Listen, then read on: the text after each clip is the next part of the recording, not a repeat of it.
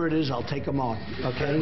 Him or her. Meantime, the president all but conceding defeat in the Senate on a resolution blocking his national emergency declaration, reiterating his plan to veto it. The House taking action on the upcoming Mueller report. Fox's Jared Halpern, live on the Hill. The House has made clear it wants Special Counsel Robert Mueller's final report on the Russia investigation made public, voting 420-0 on a non-binding resolution. I want the American people to know as much as they can and see as much as they can. Texas Republican Will Hurd before that vote. Attorney General William Barr has said he will follow Special Counsel regulations and be transparent about the investigation's findings. The non-binding resolution is largely symbolic and may not get a vote in the Senate. Lisa. Thanks, Jared. The Empire actor accused of staging a hate crime attack has just entered his plea. Fox's Jeff Manasso, live in Chicago. Lisa, Jussie Smollett is charged with 16 felony counts, one for every time Chicago police say he lied about being a victim of a racist and homophobic hate crime attack in January that the black gay actor pinned on white people and supporters of President Trump.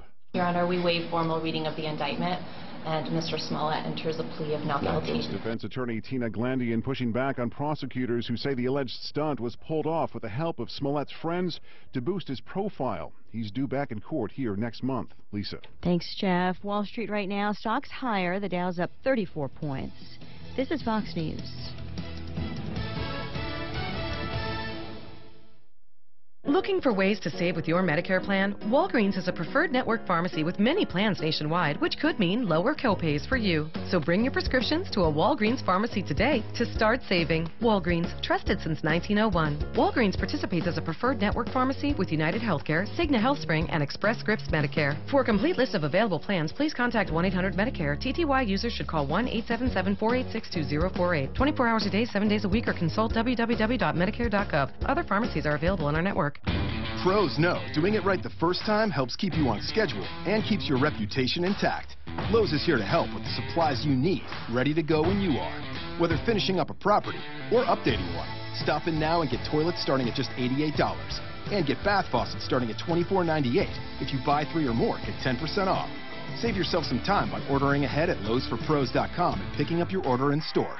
For your next job and every job after, do it right for less. Start with Lowe's.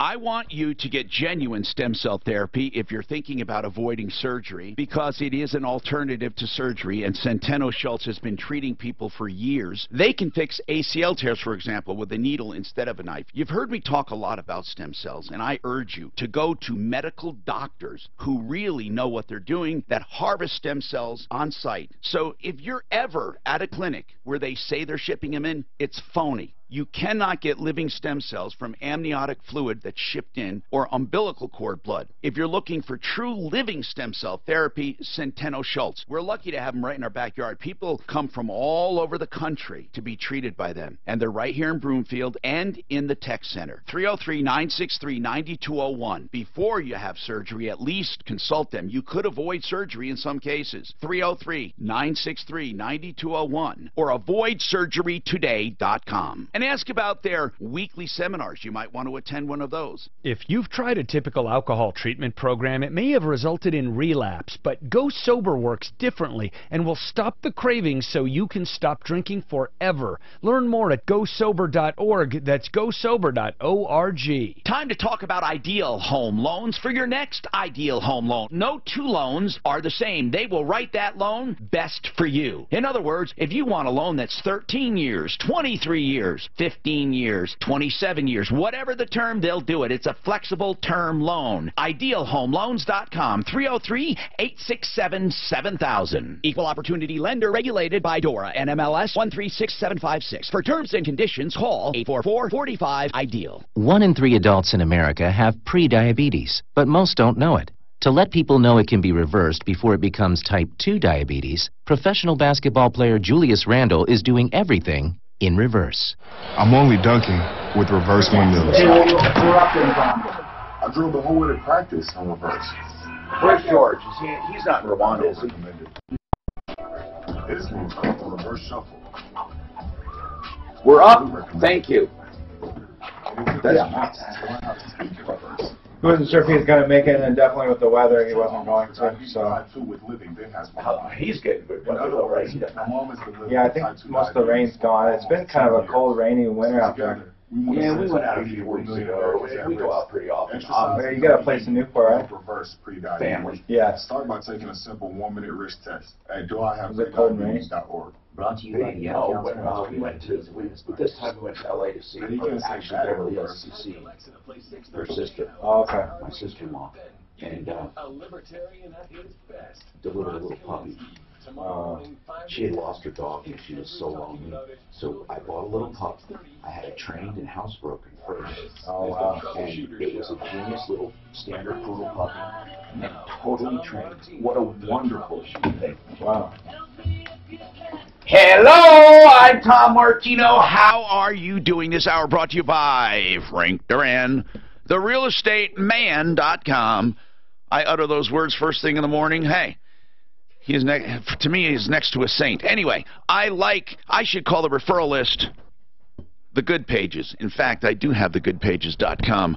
I did that years ago. I'm a consumer advocate if you're listening. What I do, okay, here's really what I do. I started out over 40 years ago, and I've been about 38 or 39 or something in Denver, okay? So what I do is I listen to people's problems, and I've been doing it my whole life.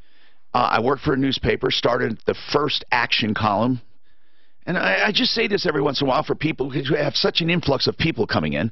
So I'm a consumer advocate. I kind of invented it after getting ripped off. I wrote an article, and then people started writing to me back, and the editor says, hey, just do a question and answer thing. And I did it weekly, and then I started doing TV and radio, regular news, and then I told them, hey, I know a lot about consumer stuff, and they said, hey, you can do that in between. And then that got popular, and I had a radio show years ago, WHUC in Hudson, New York.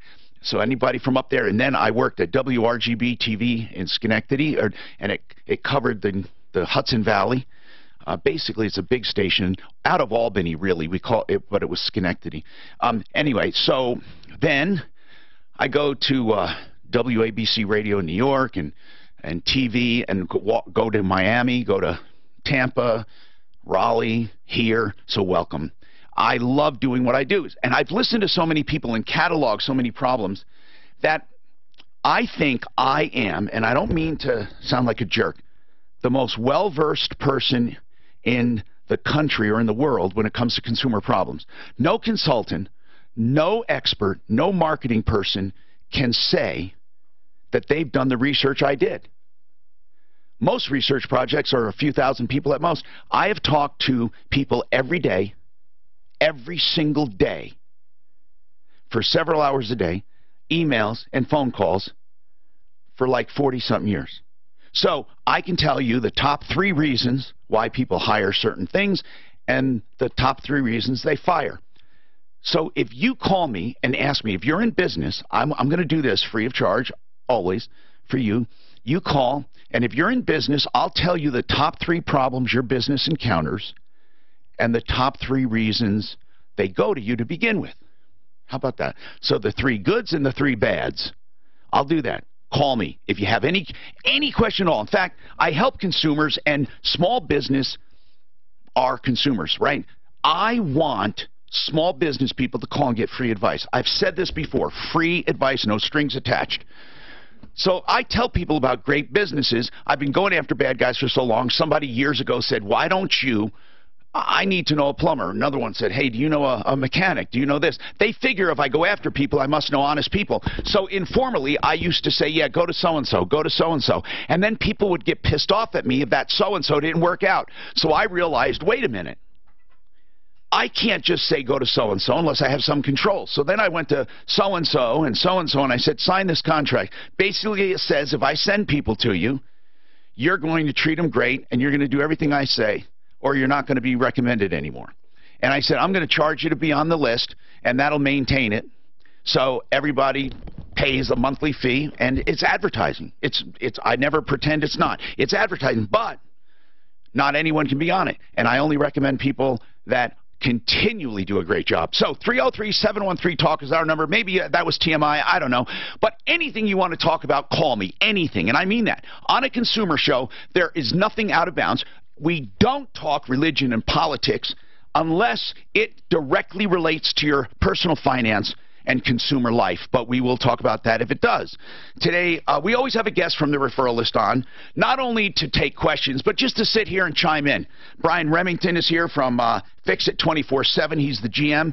Are you the GM? Is that your title? Yes, Tom. Good morning. Yeah. Hey, good morning. So Brian's here, and we were talking about, sales versus service. When do you go to a house and recommend a furnace, or recommend a water heater, or recommend whatever? When do you fix it? People want to make sales. People also want to fix things. We'll talk about that. And I want to know from people, not only do I want to hear from small business, I would like to hear from people who have homes. You tell me, what do you look for when you're shopping around for home services of any kind? Plumbing, heating, cooling, electric, drains, or carpeting, or windows, or anything. What do you look for? What really is important to you? I contend, truly, no matter what you say, and I know we can talk out of the side of our mouth and say it's not true, price always plays a part. I truly believe that. Now, in an emergency, it doesn't. If you don't have any heat, or if you have a plumbing leak, I don't think you think so much about price. You do, but not so much. I'm not talking about emergencies now. I'm talking about normal shopping. I think everyone is sensitive to pricing. Everyone. Even though we say, no, I look for integrity. I think you look for pricing. And then the other stuff. I'm not saying you discount the other stuff altogether, but you look for price. Anyway, here's our phone number, 303-713-TALK. That's the studio. You'll call right in. But we have another number we leave active 24/7. Not Fix It 24/7, Troubleshooter 24/7. Here's what it is. 303-MARTINO. That's it. 303-MARTINO. 303-627-8466. The great thing about that number, you can leave a message, or we may answer it if we're in the office, or if we're in the studio, it's automatically routed to the studio. All right, so Daphne's filling in for Suzanne. Suzanne and Mark, as you know, they're a couple. They're on their way in. They really got it bad down there in Franktown, and we teased them a little about being wusses yesterday. And then when they said they're not coming in today too, I thought, come on. But they're on their way in, right, Dano? They're manning up. Yeah, or womaning up. Anyway, they're on their way in. Brian Remington's with us from Fix It 24/7, and I want to take your calls at 303-713-TALK. And how do I pronounce your name? Tend? No, Tunde. Tende. Tende, what kind of name is that? I'm originally from Nigeria. Tende. What does it mean? Does it mean anything? It's a short form of the name. My full name is Baba Tunde, which means the grandfather is back again. I love names and derivation of names. Tende, you're from Nigeria. How can I help you? So the reason I called was because I got a letter from HOA attorney. And let me just give you a quick background, because I did send it on the email when I first contacted you. What happened was that we owed the HOA some money. Agreed. I never disputed that I owed the dues. And when I got a letter saying that I owe the dues, that I need to make the payments, and I went, that was in December.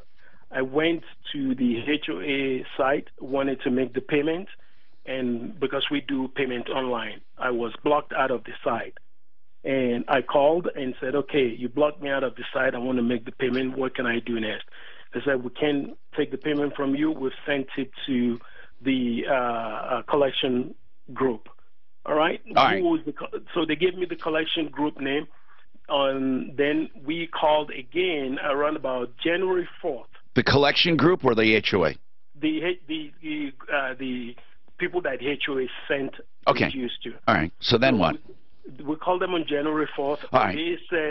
They said, sorry, we don't have the file. We haven't received anything. Tende, a few quick questions, okay? When did you first fall behind?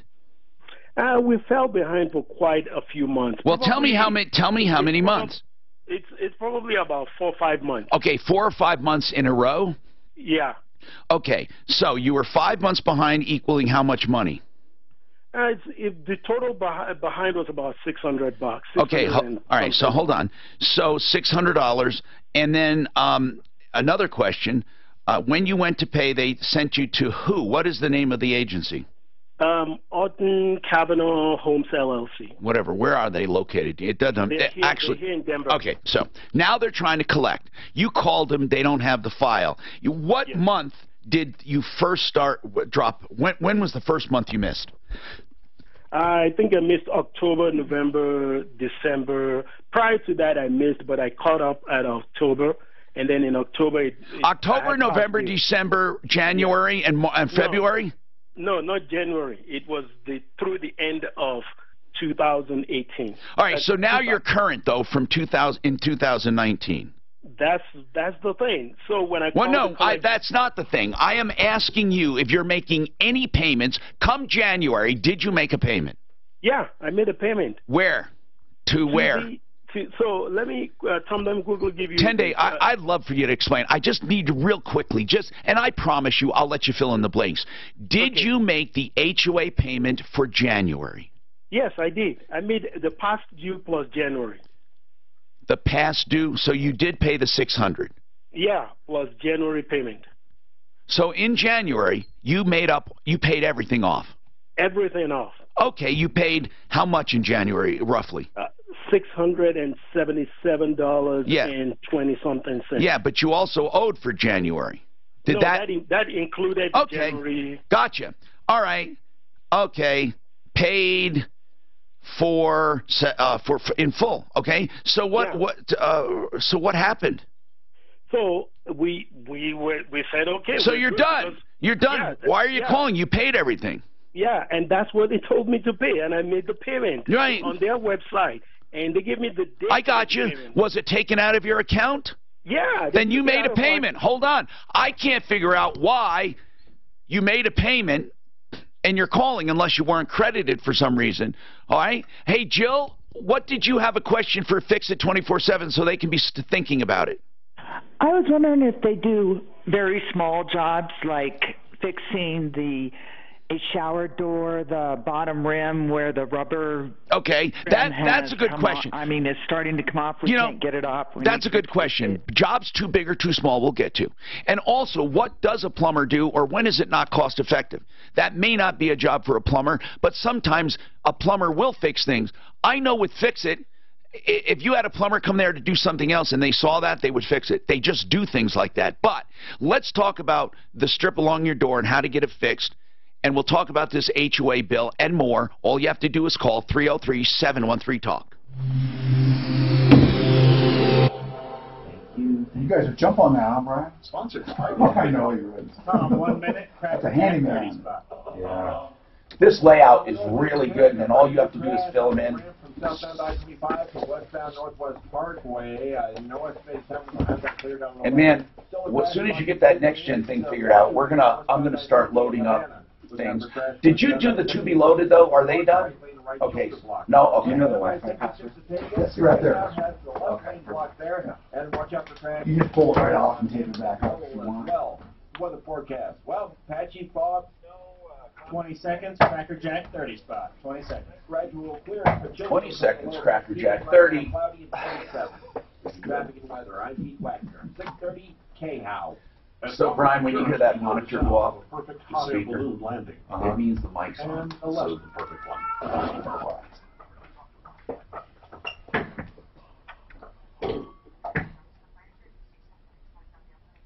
Most all concrete problems start with a void underneath. That's a space, and it either sinks or it heaves on one side. When it sinks, it cracks, it chips, whatever. It comes from voids. Cracker Jack mud jacking can fill those voids and fix your concrete, and it's much cheaper than replacing, so you always check with them first because you get free estimates. Cracker Jack mud jacking, they've been doing it for years. They can get into tiny spaces.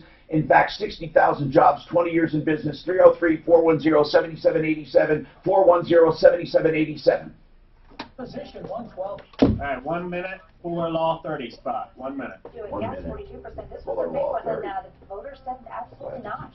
It has been soundly defeated tonight. A bigger margin than I think we expected. Tonight, it failed. Sound familiar? Last fall, Coloradans like you and I went to the ballot box and voted overwhelmingly against Proposition 112. Yeah, now it's coming back. Thousands of votes. We voted to protect funding for schools, protect jobs, and protect our way of life. But a handful of politicians... Everything came right out this morning, Facebook and everything. So sometimes it does. No, it's never happened like this before. Gremlins, basically. I don't know. I think it was a Facebook issue. Okay. Oh, you know, Instagram was down yesterday for a time. Did you know? Even at the end of the show, I was putting it up. 303-866-2904. Stop SB 181. Paid for by the Colorado Petroleum Council, a division of API. Let's take a real life scenario. You're in a traffic accident, okay? Of course you attend to yourself and make sure you're safe and medically sound. But if you're injured for any reason at all, you minor or major, you just need advice, Fuller Law. Let's put it this way. You always check, always with an accident, because they might come after you. You need to check. Free legal advice, Fuller Law, no charge, and if he signs you up, it's only a percentage of what he collects for you, and if you don't need him, he'll tell you. 303-597-4500. 303-597-4500. Thanks, I forgot to set the timer. This is the show calls. Yeah. If you guessed $25,000 to $30,000, you're right. But if you think that's the only way, I don't know. Sometimes it takes a while. Does it? Yeah. But you can also search on here if you want to. Yeah. Okay, perfect. Just remember, if you do anything personal here, you got to log out of everything because it'll keep it all. Thank you. And save homeowners tens of thousands of dollars in fees. See if you qualify by calling 833-REX-HOME. That's 833-REX-HOME. Remember, this is your home. Why give an insane amount of equity away to an agent? Rex offers the lowest fee in the industry without skimping on service.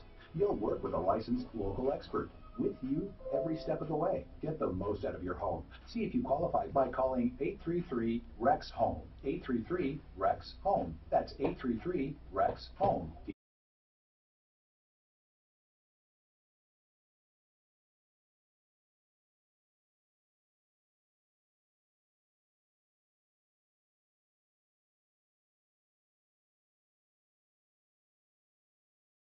Bigger in stature. Mortgage process.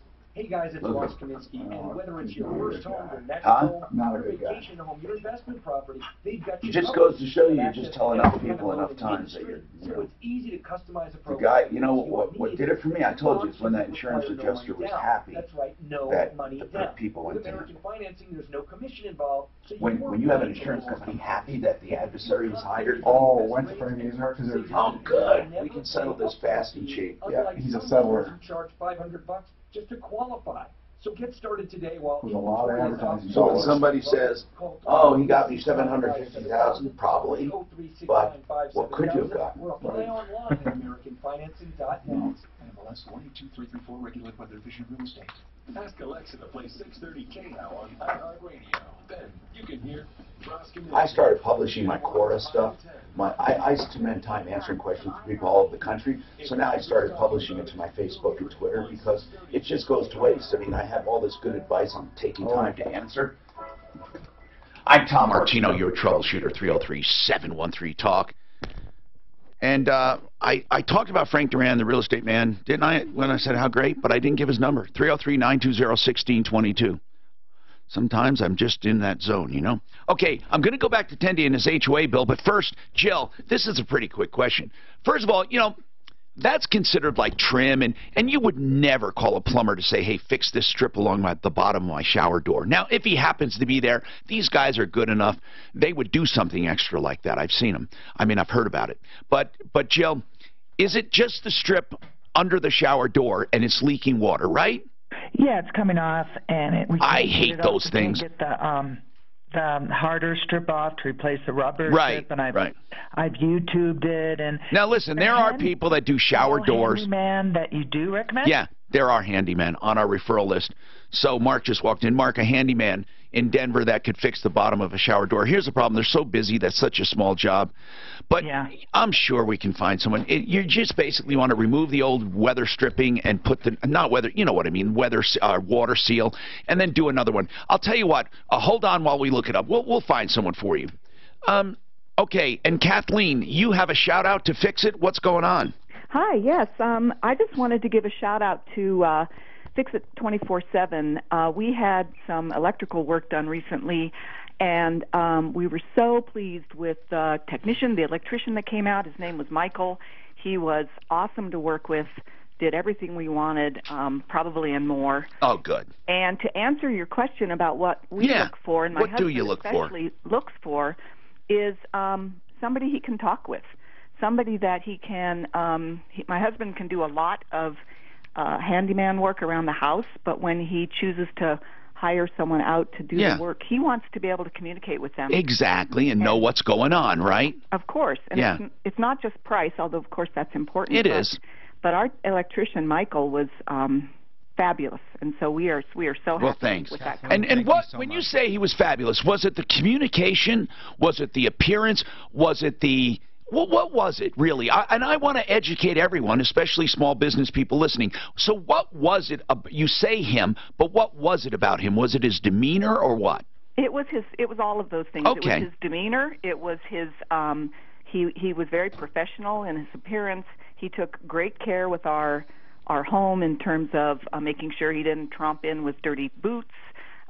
He was communicated very effectively. We knew exactly what he was going to do and what it was going to cost us. Yeah. And he stuck with that quote, and he did exactly the work that we wanted. Well, thank you very much, Kathleen. We appreciate it, and thank you for listening and using the referral list. Okay, let's keep going.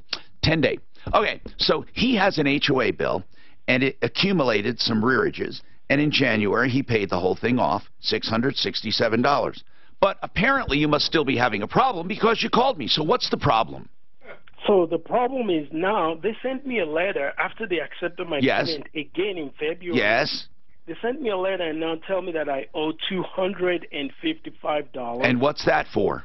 And that's the question. I have called these people. That they don't tell you what it's for. They just say you owe an additional $200 or $250, but they don't say what it's for. I'll bet you it's legal fees or collection fees. I'll almost guarantee it. And you're going to ask, are they allowed to do it? Most HOAs have in their agreements that you signed when you bought the place. How long you've been living there? 21 years now. I'll bet you. Do they say dollars to donuts or whatever the hell that expression is? I'll bet you that you signed something somewhere, but your HOA rules say that they can charge collection fees or penalties, and that's probably what they're doing. And here's what I want to tell you, Tunde, and this is a for sure thing. Whether you are right or wrong, you should pay it. And people might say, why would Tom say that? To stop the meter from ticking, because HOAs love to add penalty upon penalty upon penalty. I know a woman one time, she had drapes in her living room. They were backed with white stuff. Have you ever seen like drapes? They look beautiful from the front, and in the back they have white. Well, the HOA didn't like the way they look from the street. They start penalizing her per day. Eventually, they started foreclosing on her townhome on her condo over something stupid. Now listen, here's what I'm saying. Is that no, it was actually a home in a community. But here's what I'm trying to tell you. You fight after you pay. Okay. Because that will stop the meter. Then you can go back and fight them or take them to small claims court even. Because they love nothing more than fighting, because that's another thing. When you fight an HOA, you are fighting with your money. They are fighting with your money, because everyone chips in. There is no pain felt by an HOA. That's why HOAs love going after people. I think there should be laws like, really, when it comes to HOAs beating up on residents, I think if the resident prevails, the HOA should pay their attorney's fees. But in this case, it's very simple. You pay and say, I want an accounting of what I paid, of everything I paid, and they should give it to you. If they give you a problem, then you call us back. But that's the way I would handle it. 303-713-TALK, 713-8255. So, Tell me about your small business and how I can help you. We want to help you. We're going to talk about wind damage here. Was that recently? Is this from this storm, Tim? Yes, it was. It was last night, as a matter of fact. We had the wind blowing so hard it blew the neighbor's trampoline from his backyard on a half-acre lot over his fence into my fence, did damage to my fence, and it was sitting in the middle of our backyard. Sorry, I'm out of breath. It just worked out. And we had to disassemble the trampoline so it wouldn't continue to blow into our house. So we have the frame sitting. Anyway, so what's the bottom line? Wind damage is covered usually. Yeah, whose insurance should cover it? I don't think the damage is going to be above my deductible, which is $1,000. And I haven't had an estimate, of course, yet. But I would think the neighbor should cover that, wouldn't you? It was their stuff that blew out, right? Right. Usually, your insurance would cover it. Their insurance would cover their damage, but they can, if they have liability, so they can put in a claim. But usually, it's not that easy. You usually put in a claim because it's considered. It wasn't, how do I put it? It wasn't negligence, really, unless it was. Was it negligence, or was it just because it was a windy day? Well, I mean, without stretching, Tim, without stretching, come on. I mean, would people normally tie that down? Normally? I don't know. I never have. Yeah, that's the thing. I don't know either. But the easiest thing is to put in a claim with yours. And you're thinking, well, my rates might go up and all of this. But why don't you ask them and see if they're willing to put it in? But see, I believe their insurance is going to turn it down. What do you think, Mark? It sounds like they should cover it. Their insurance would cover it. You think so? Yeah. Let's ask Compass what happens in these cases, because you know what? With all this storm we just had, all this damage, we should ask that question, because it comes up pretty often. You hang on, Tim, or you can listen and we can answer. So we took care of those two calls, which widens up our phone. So you can call 303-713-TALK. Again, today we started out talking about small business and how to run a small business effectively, what to do, what not to do. And if you have any questions, because I've often said people confuse business with trade. We'll talk about that and more coming up, but here is where you call. 303-713-TALK.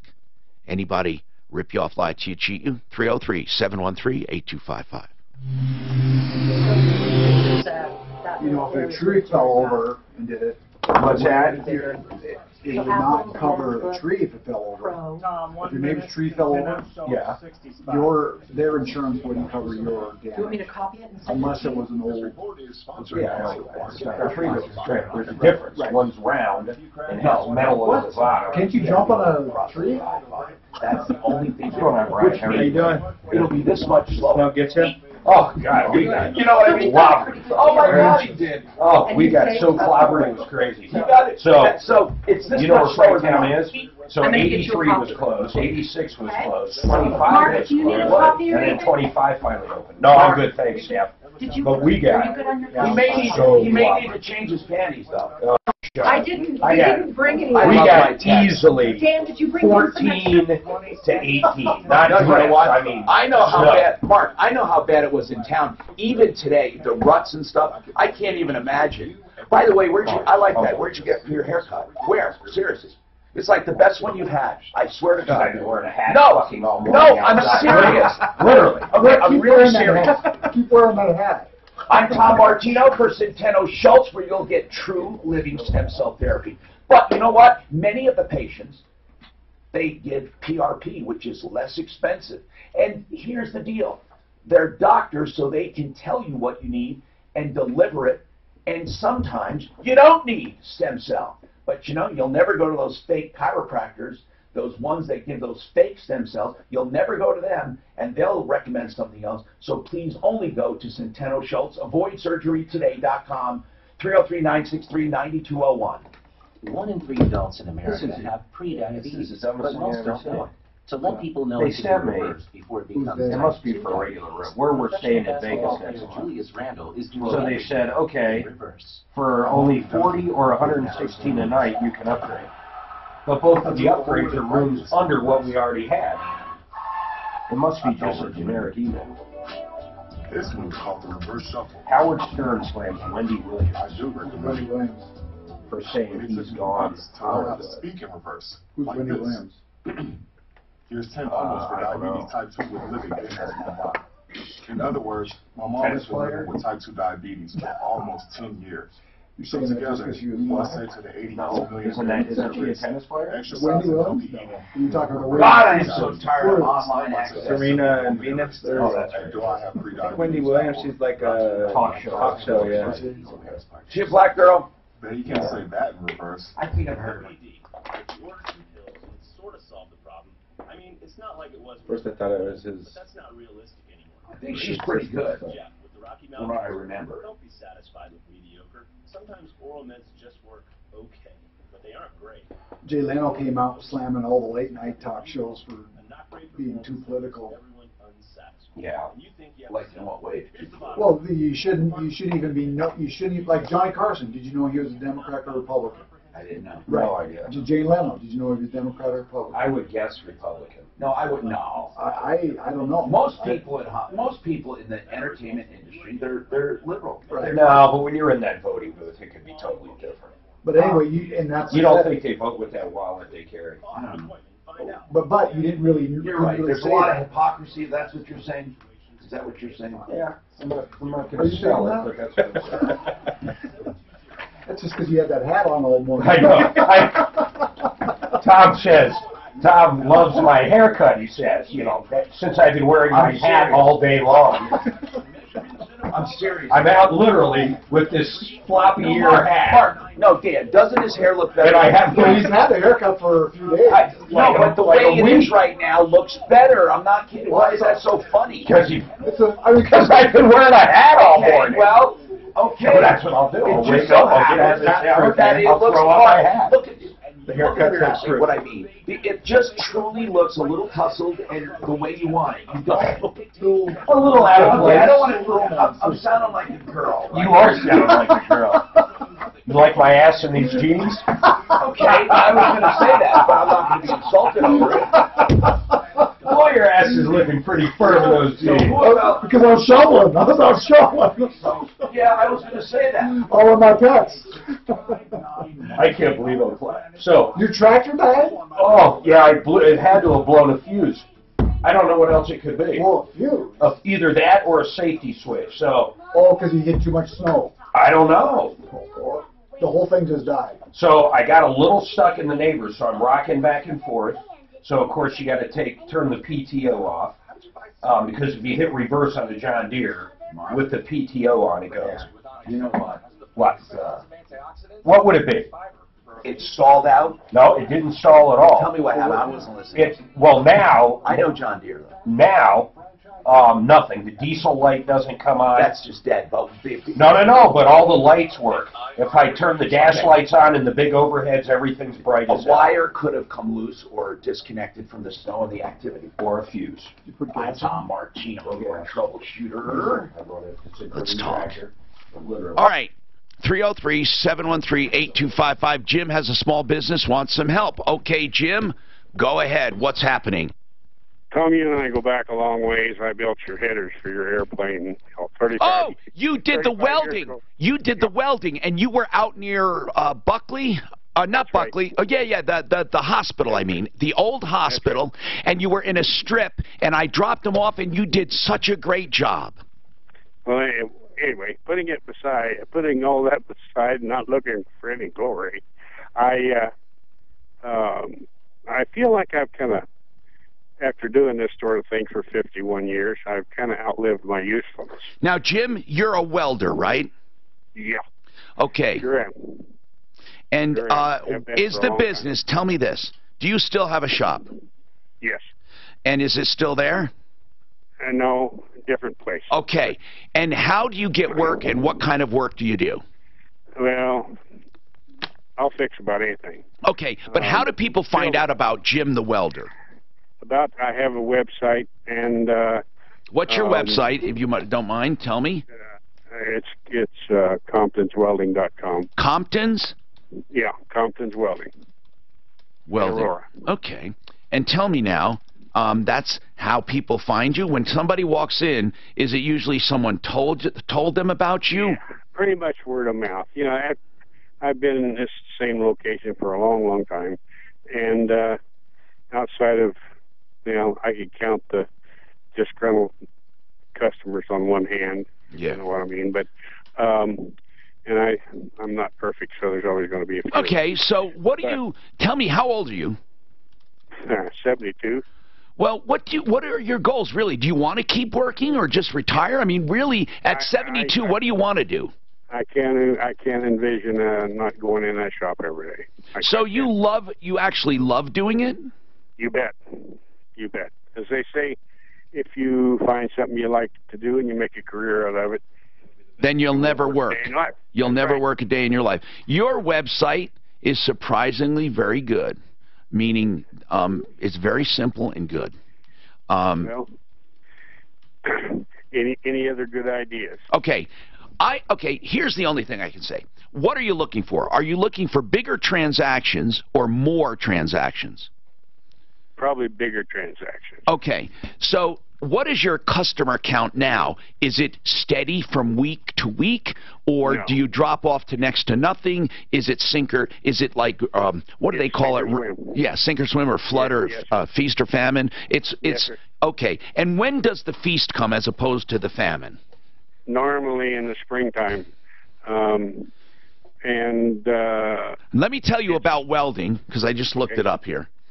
Welding, I grouped it with other trades because obviously I can't keep track of every business in the entire world. But with welding, and this is unfortunate, but it's true. It's true. The only thing people care about is price, and there's a reason for that. It's because they don't know enough about welding to look for anything else. Every once in a while, you get consumers who care about neatness because it's for a decorative piece or something, but or strength, like if they're going to tow something. But really, price. And here's the deal. You know, there are so many crap welders, so many good welders, and who would know? No one would know. No one would know. Okay, so really, advertising quality is a little useless. Longevity is good for any business because people like the idea of someone in business a long time, unless you're talking about video or certain things, website building. You don't want people who've been in business a long time. That in that business is a negative. People want to know new, improved, better, the best. Okay, so let's talk about you want to increase, you want bigger amounts. You have to target the customers, obviously, that can yield larger transactions. So give me an idea of an ideal welding job that you love doing that is the size you're talking about. Give me the idea. What is it? Well, we do a lot of heavy machinery work, but give me an idea of something that would that you'd say, this is great. If I had more of these kinds of jobs, what would it be? Give me a 1 or 2 or 3. General fabrication, anything in the way of racks or gotcha. And how much structures for buildings or anything? Right. Fabrication and bigger vehicles. Tell me, if you could, the amount of money that these larger transactions are. I wouldn't know a large from a small. I mean, to you, 250, 500, 1,000 could be small. I don't know. What is considered the range of small welding jobs? What you consider?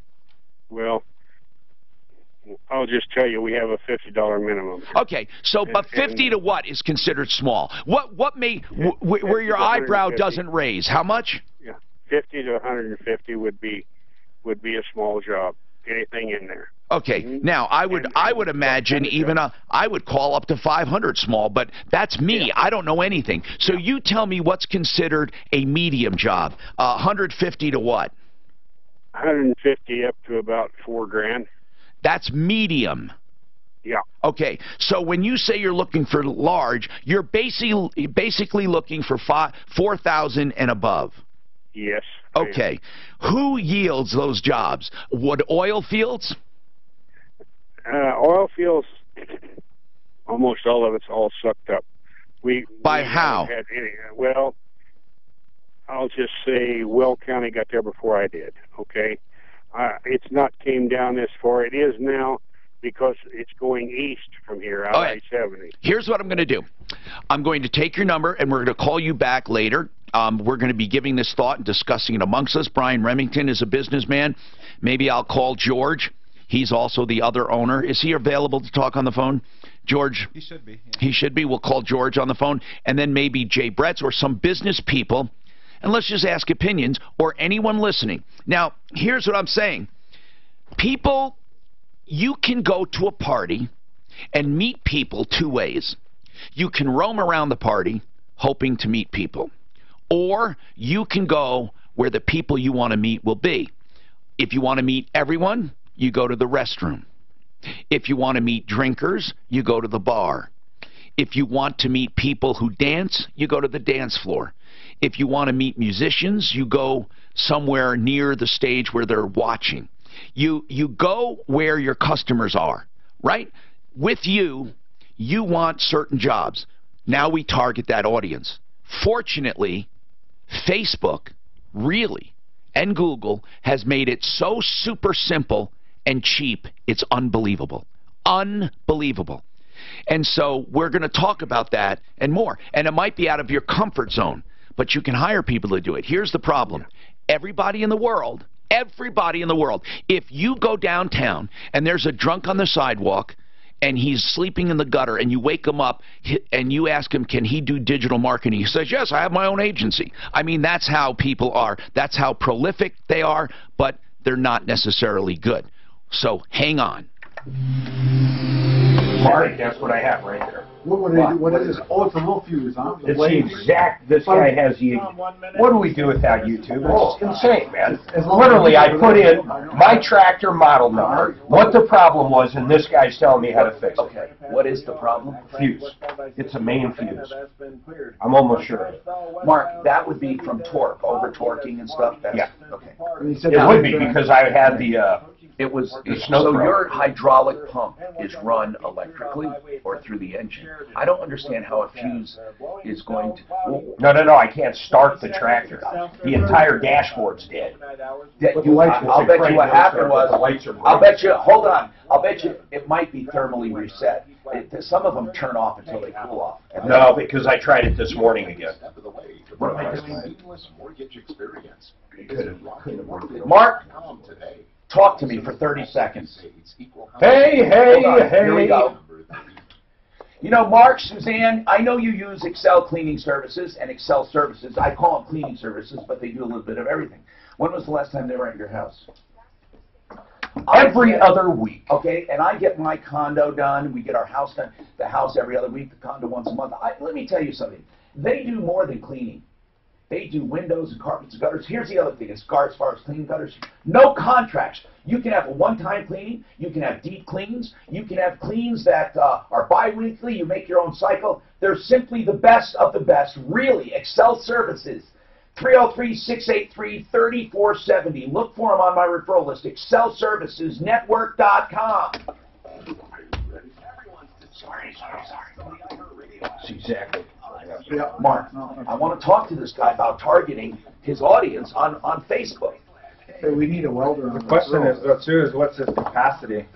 You know, you throw some digital marketing out there and target some people. How much work can you take on? Because now you're paying for. No, I have an idea. I have an idea what to do. I'm going to give him I'm going to comp him for a minute here. I'm going to comp him for a month, and I'm going to do something live, and you should let people know about. Can you get? What did you say his average ticket is? Can you No, look at here's the deal, Mark. His average ticket is whatever walks in the door. Okay, 150, 50 to 150 is small. He has some medium jobs, 150 to 4, and he has big jobs, 4,000 and above. He doesn't have enough big jobs. He wants to do more big jobs. That's all. He wants to increase transaction amount. Does he get a truck that goes out, or is he just... We'll ask him that.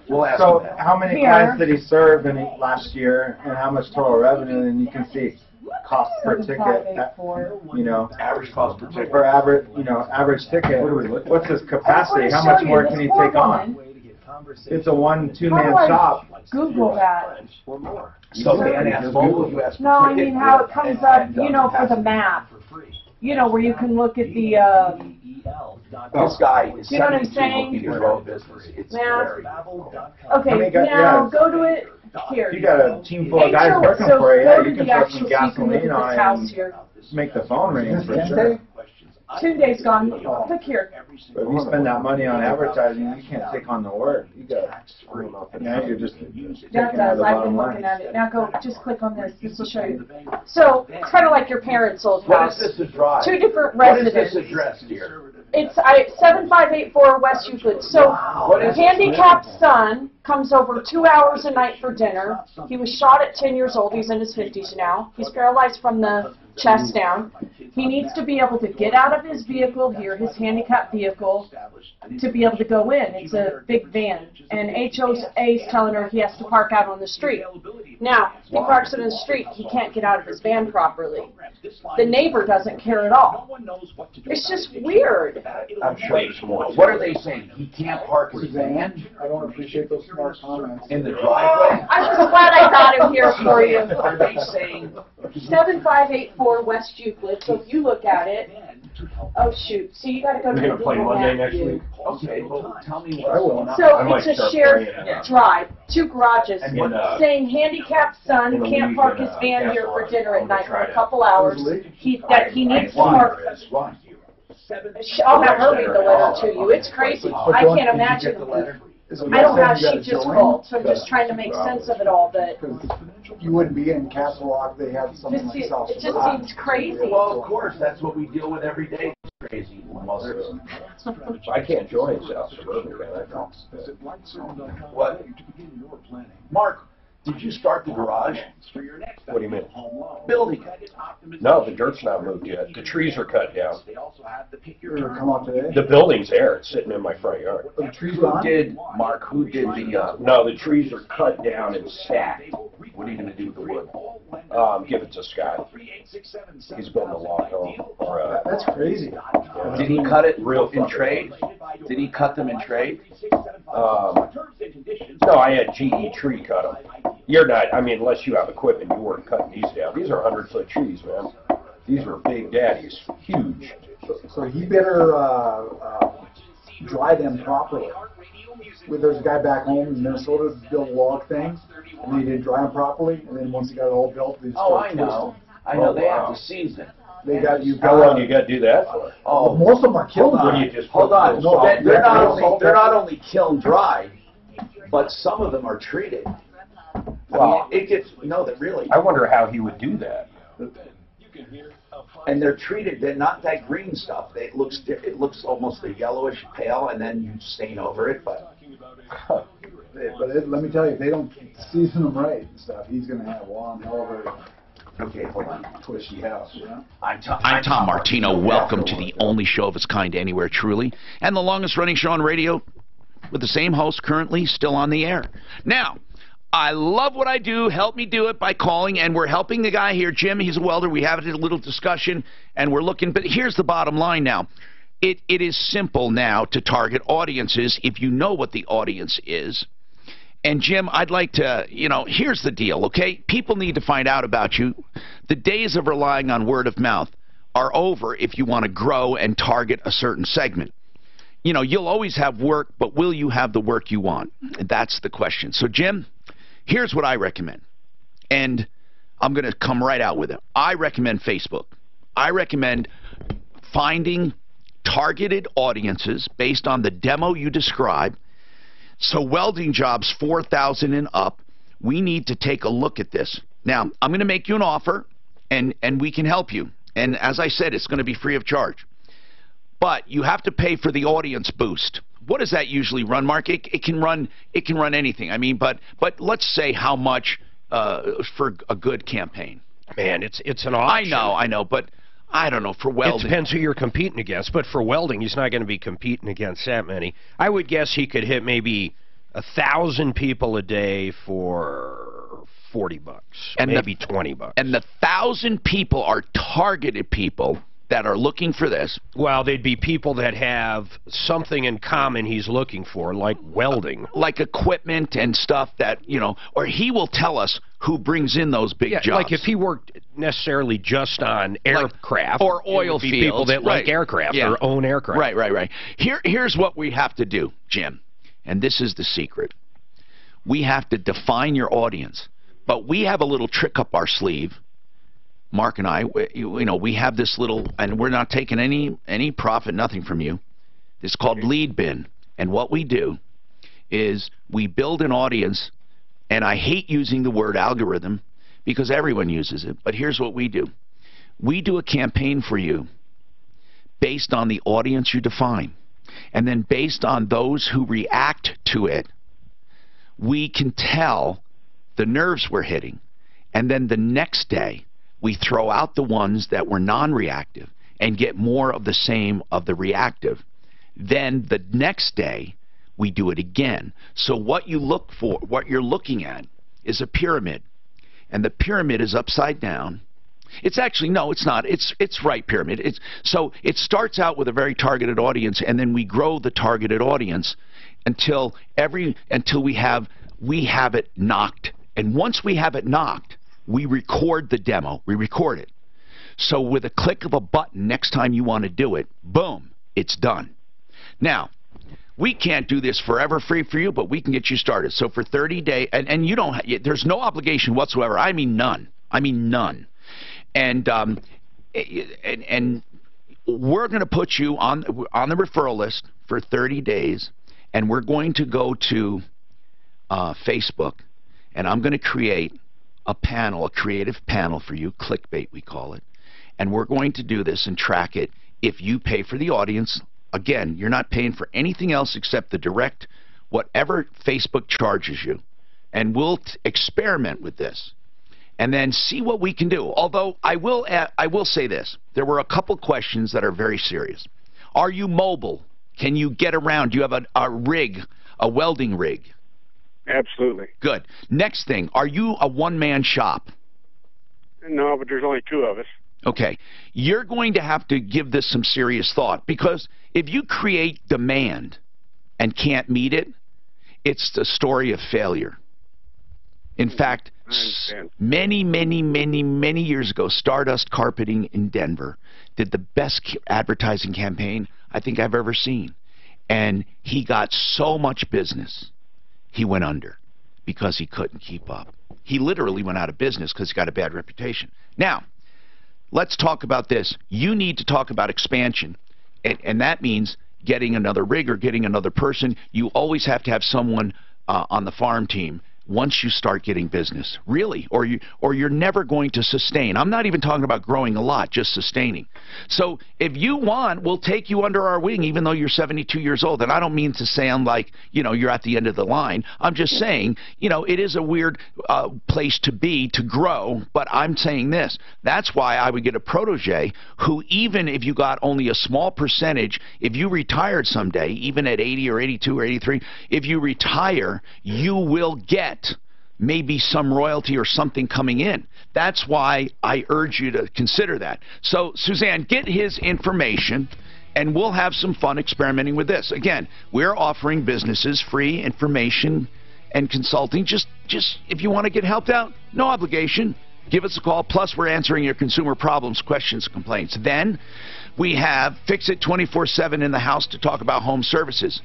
So stick around for a lot of action coming up on the Troubleshooter Show, and then we'll revisit Santiago, the 4-year-old. Wow. Proposition 1. So I can show pictures then for that? Yeah, people are so outraged by this. Voters said absolutely not. If you what. Profoundly defeated tonight. A bigger margin than I think we expected. You ever heard of Fatberg? A fat burger. Fatberg. Fatberg? Yeah, so when people put oil and stuff down in sewers, oh, And there was one in Detroit, 11 feet wide, 100 feet long, 6 feet tall. But a handful of It was just like congealed oil, just from people dumping it. Grease, yeah. But it all just, like I say, comes together. How do they get rid of it? They had to bring in the specialists to get rid of it. Jesus, is there pictures of it? No. Well, no. I don't know what this is. That was fast. I never heard of anything like that. How much time do I have? I always wondered Do I have a tease? Well, you shouldn't put down our septic system. That'd be bad. No. But I can move it to about 11:05. We usually didn't even. No, we didn't. We didn't before. In Castle Rock, we never. I mean, I've never remember pouring grease. I don't usually run competitive spots when you guys are here. I just want to tell them. Okay. And I do the same for them. It's just not good taste. Yeah. Take care. 303 Pro Auto is the phone number. It's also the website 303proauto.com. 2 locations: Denver near I-25 in Evans, and in Littleton near Bowles and San Pro Auto Care. This is Denver's Talk Station 630 KHOW. Radio station. Ross Kaminsky Morning. So a lot of furnaces actually went down yesterday. Yeah. Even though it wasn't. Why is that? Because it wasn't cold. I think something psychological about the snow too. You know, snow makes the phones ring more than actual cold. Really? Yeah, and like even it's funny. Even yesterday, we keep our house at 72. I get home yesterday, my wife has it at 74. That's way too hot. Oh yeah. I'm like, why did you turn it up? She's like, 'cause it's snowing. I want to make sure that in case the power goes out, I want to make sure that the house is a little warmer than normal, so it buys us a little time. And it just made me think, like, how many other people are doing that? It's psychological, like, now that furnace wasn't shutting off. They're putting a limit, or if they thought they could have limped into spring. Yeah. It's funny, you know, Tuesday night, the grocery store by my house, neighbor of ours, like, we just got back from the grocery store. It's like all the lines were up the aisles. Just it's crazy what the psychological effect of snow does. And I went to the grocery store, not that because I had plenty of stuff at home. I don't think I could live a month. Yeah. But you're right. I mean, you're right. It was full. Just, wow, why is it so full? People get into. They got a hoard. Yeah. Freaking Apple's going again, man.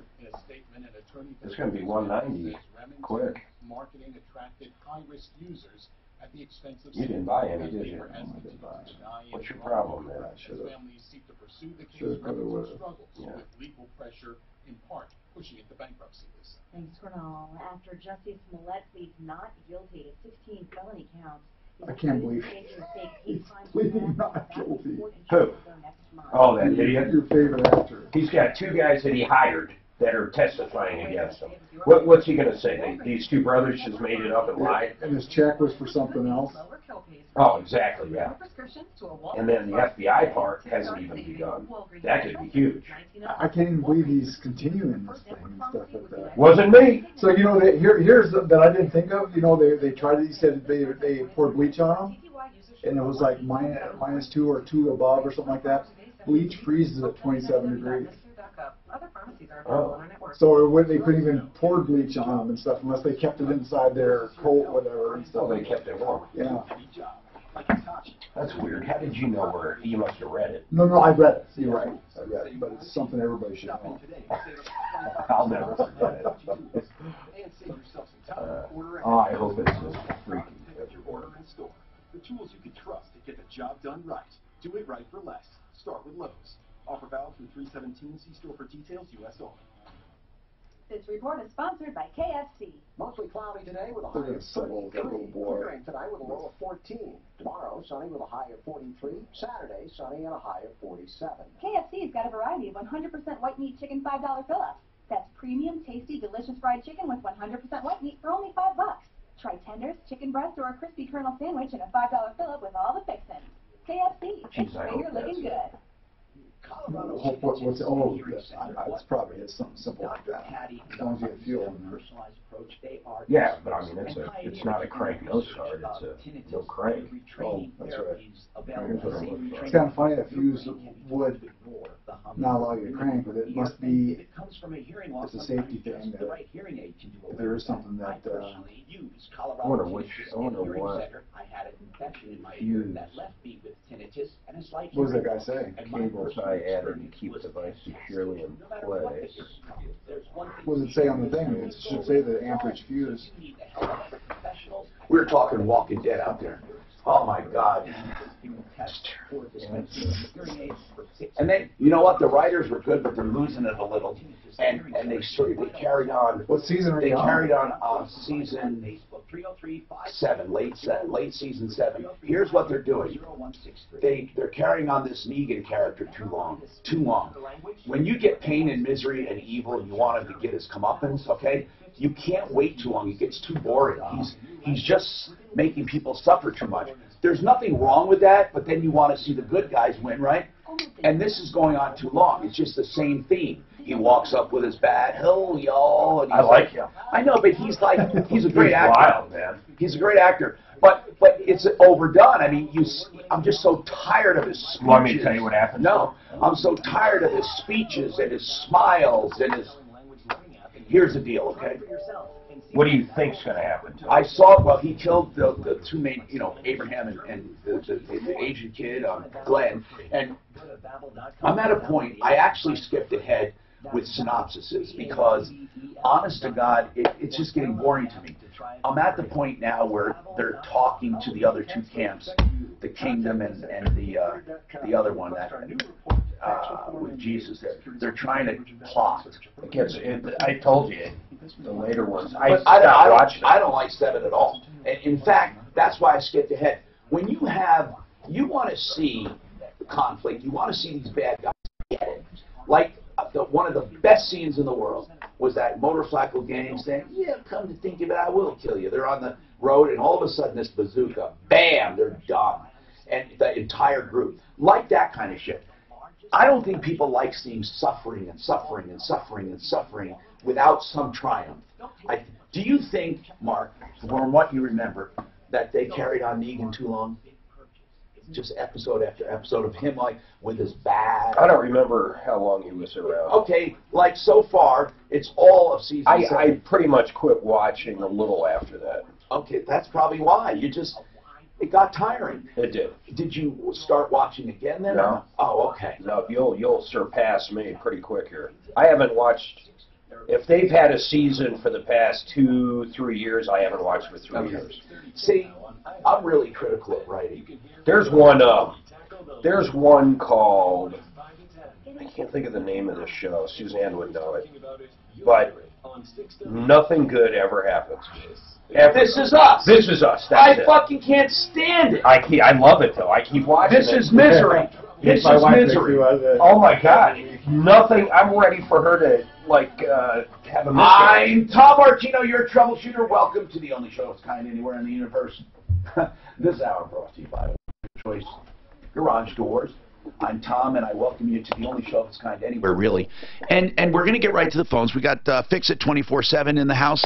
They're a home services company for plumbing, heating, cooling, electric, and drains, and they're on a referral list. Every day we have someone from the referral list. We try to get a common man in here, too, or a common woman, and we jokingly call it that. Here's what it is. We say, what would the common person say in this situation, the person listening? Because some people say, Tom, sometimes you frustrate me, sometimes you delight me, sometimes I'm pissed at you, sometimes I love you, and it's based on what? We like to get live reactions in the studio.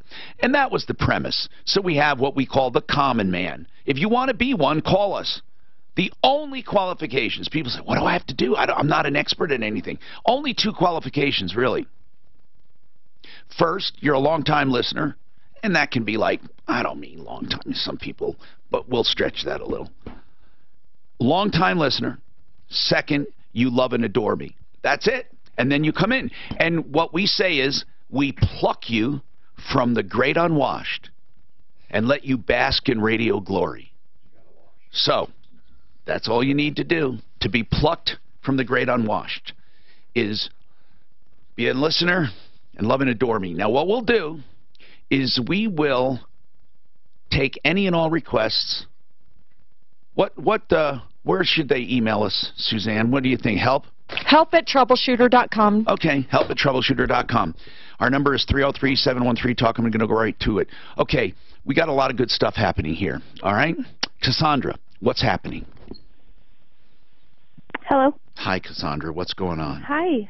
Oh goodness, where to start? Yeah. So I'm having a lot of issues with my apartment complex, the fire department, and my insurance company. Okay, well, start from the beginning. Did you have a fire, I take it? I did have a fire. Okay, how did it start? March 3rd, about a little over a week ago. Yeah. My furnace, I'm now finding out, was over 30 years old, and my furnace was never maintained. Hold on. How long have you owned it? 30 years. The apartment complex. Oh, that's right. How the apartment complex. I meant, how long have you been renting? 2 years. Okay. Do they have an individual furnace for each place? Yes. Are they do they have their own entrances? Is it like townhomes? Yes. Own entrances. Gotcha. Each individual unit has their own furnace in them. Do they have their own basement too?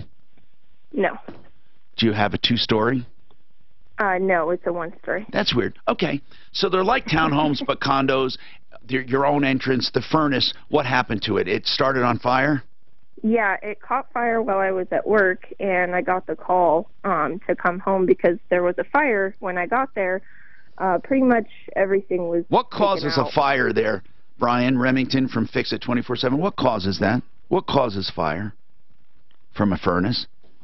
We hear of furnaces sometimes. Usually it's an explosion. It's not just a fire. Did it have a big bang? No. So from what I heard, from what I was told by neighbors and the fire department, was that the CO2, the carbon monoxide alarm, started going off first, and so there was a really big smell of natural gas, and then there was just the furnace caught fire and traveled through the ceiling. If you have a bad gas valve and too much gas gets in, and then the thermostat clicks on, you could have an explosion. But I don't. Yeah, I mean there are safeties. There's safety switches in there to avoid that. Sometimes on older furnaces there's a flame rollout. But with a small leak that accumulates gas and a small pilot, and it's the thermocouple still on, would it sense it? And do we have leak detection in those newer furnaces, first of all? No, I don't think there's leak detection in the newer furnaces. If there's a standing pilot, it's an older furnace, so it wouldn't have had... Well, I don't know if it's a standing pilot. She says it's a 30-year-old furnace, right? Yeah, it wouldn't have Is it gas? Is it natural gas, right? I'm assuming? Yes. Okay. Now, Cassandra, you were trying to make a case, I'm pretty sure, that it's their fault and they owe you money. Let's just get right to it, because you said it's 30 years and it was never maintained. That doesn't necessarily constitute negligence. I mean, really, because negligence, some of it is based on what would the average or common man say if confronted with this situation. Hey, I have a furnace. If it ain't broke, don't fix it. Now, I don't believe in that, and that's why these guys fix it. In fact, they have the $39 tune-up and clean, because that's what happens. If you don't tune up and clean, you can have problems. But I want to say this straight up, okay? You think they're at fault, fill in the blank, because... of the fire, they didn't maintain my furnace. Okay. Why? What is there to maintain? I mean, did you maintain your furnace? Did you change the filters? I think where my frustration came from was a lot of units are remodeled and upgraded, and so I've noticed that a lot of my neighbors and whatnot have newer and updated furnaces. Cassandra, so I guess it's just in your lease, what is your responsibility? Do you have to change your furnace filters? No. Are you sure? Yeah, I don't. I just got mine changed a month ago from the maintenance. Okay, they do it. Okay, good. They do it. Right? They just did it a month ago. Yes. What else do you want them to do? How could they have prevented that fire? What did they do wrong? See, Cassandra, we need to talk negligence. I know you're saying they didn't maintain it, but you make it sound like, you maintain it. Negligence is negligence. It's just, and if something's not broken and they change your filter regularly, well, what did they do wrong? And I'm not trying to give you a hard time. I'm trying to help you fight this. But you need to have some evidence. What did they do wrong? I don't think you're going to build a case for negligence, in my opinion. Not a legal opinion. It's one looking at this as a person. Would I call, if I was on a jury, and I can speak to that, would I call the landlord negligent? No, I wouldn't.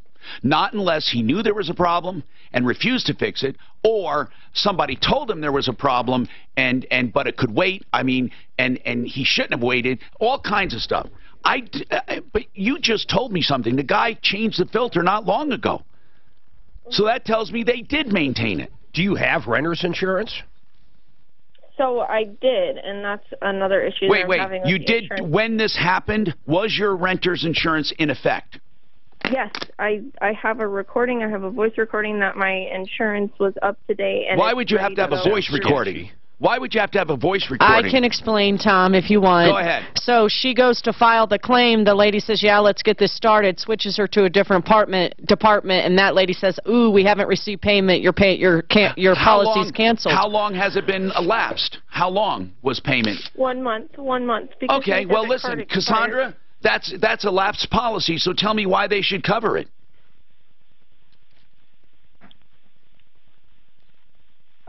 Why? You let it lapse. You didn't pay it for 1 month. Now, you're going to tell me you intended to pay it, right? Well, yeah. It's not that I deliberately didn't pay my bill. Then why didn't you... Hold on. You're not She had obligated... an updated debit card she didn't give him, Tom. You're not obligated to have renter's insurance, so I'm not accusing you of not paying your bills. I'm just asking you why you didn't make payment. And now Suzanne just told me. You had a debit card. The previous debit card had expired? Yes. Okay, well, usually they will go to the next debit card automatically. I don't understand why they didn't if you had an ongoing agreement. But what does your insurance say that your payment... Now, when your payment was declined, they didn't tell you? So I looked back at my emails, and I did get an email saying, hey, can you update your auto pay? How long ago was that email? In January. And the fire was when? March 3rd. Cassandra, if you were looking at this truly from another person's perspective, would you assume their insurance should cover them? They did not renew, or it's not that they didn't renew. When payment was due, the debit card was declined, and for more than a month, she didn't update it. So what would you say about that? What would you? I mean, I'm not trying to, like, again, you're not on trial here. I'm asking you, don't you see where they wouldn't cover it? You got screwed here because you don't really have anyone to go after. You're trying to go after the landlord because your renter insurance didn't cover it. You really didn't think the landlord was responsible probably until you found out that you didn't have a debit card and then an insurance, and then somebody said, hey, you should go after the landlord. They didn't maintain it. But I'd like to ask anyone. I'll bet you there are people out there other than changing filters have not done anything to their furnace in years. And that's look at this is the sad break, Cassandra. There's nothing we can do. I don't know of anything. Can anyone think of anything? I don't want to be a hard ass. How much did you lose? How much worth of stuff, Cassandra? Everything. Oh, no. Did you do a GoFundMe or something? It's not that we don't want to help you, but I think we're wasting time going after them. Did they offer anything, the landlord? No. What did they say? Offer me a place to stay the day after. I mean, regardless of going after them, I guess I just, need help and advice, or I don't know what to do because... Are you alone? Do you have any... How old are you, by the way? 24. Okay. So, do you have parents around? Yeah. Where do they live? In town or out of town or out of state? They live in town. Okay. What are they telling you? I haven't really spoke to them about the whole thing. That's just... Yeah. Okay. It's a sore spot. I understand. Cassandra, let's try to get you some... But anyways, regardless, I mean, they haven't been trying to help me out or work with me whatsoever. Okay. They took a week before I was even able to get my March's rent back and get into a new place. And did you get into a new place there? No. Okay, but they gave you March rent back, huh? Yeah. Okay. Hold on. Let's see if we can come up with any advice. Maybe you guys have advice for her. You know, she sounds like a sweet person. I really want to try to help somehow with advice, or maybe there's something we're not considering. Let's check it out. Our village zaddy or somebody, wouldn't you feel bad? Like, what do you do? Give me some ideas. Come on, man. Give me some ideas, Brian. Jack 30 spot. Here are a bunch Well, insurance company, does she have her car insurance through that same insurance company? Because a lot of times, you know, if you do miss on Can you call Compass, please? I got a couple questions. What was the other question we had, Mark? Compass. The one on what flew over? Do you remember? The trampoline. A trampoline? Okay. Highway 85 all the way to the Nebraska state line as well. And back up in the high country, US 6 over Loveland Pass closed in both directions. The weather forecast. 20 seconds, Cracker Jack 30 spot. 33. Right now, mostly cloudy in Denver and 27. Traffic and weather. I'm What did you say? 630 K-How. Cracker Jack 30. Insurance, we know roads can withstand a lot. One exception being a worn car.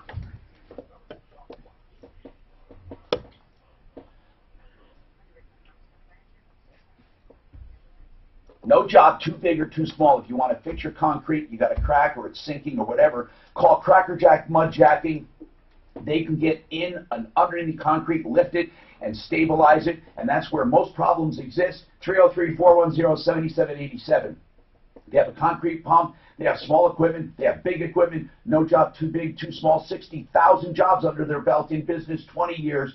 The ones you can trust, crackerjackmudjacking.com, 410-7787. I should have done right to it. Don't be that person that says this after orders. So what do you recommend for furnace maintenance? I'm going to ask that. So furnace maintenance. Stern monitor? What after? What? Who? Oh, just talking, not. You know, he came after me one time, and I never had more hate calls in my freaking life. Howard Stern went after you? Oh my God, he was so. I mean, he's so powerful as far as one word, and people were like, and I didn't even do anything. What happened? During the Columbine thing, he was talking.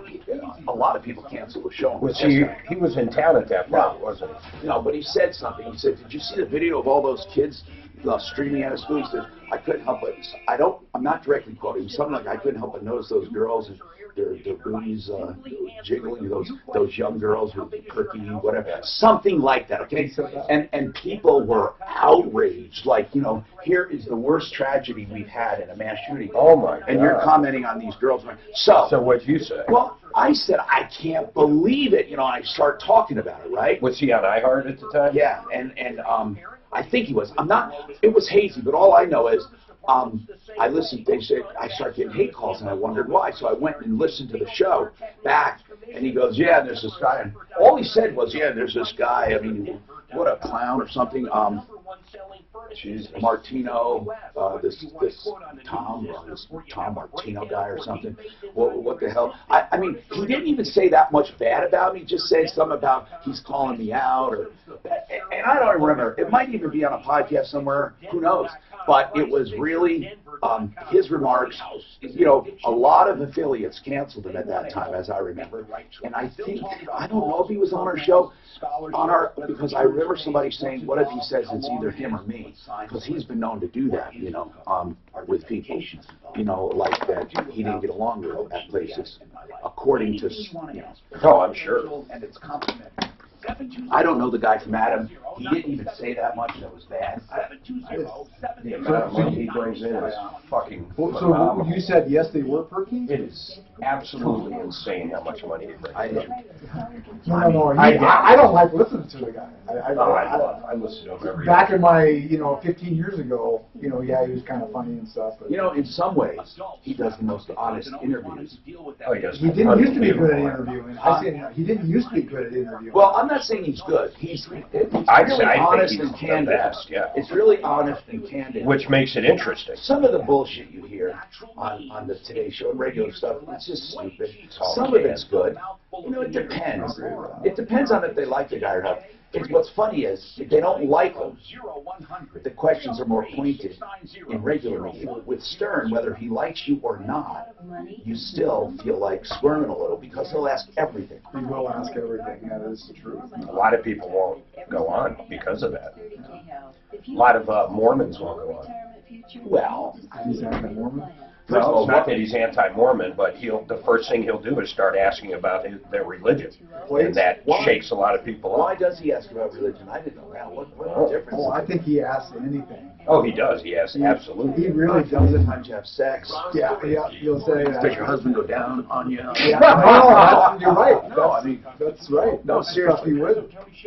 He's not nearly like he used to be. Really? Which is actually weird because now that he's on, look, at satellite, anything goes. People can criticize him any way they want, but the guy, I mean, you can't. 500 million every 3 years. And you know, think of that. 500 No, million I'm not talking about money. I'm talking about listeners.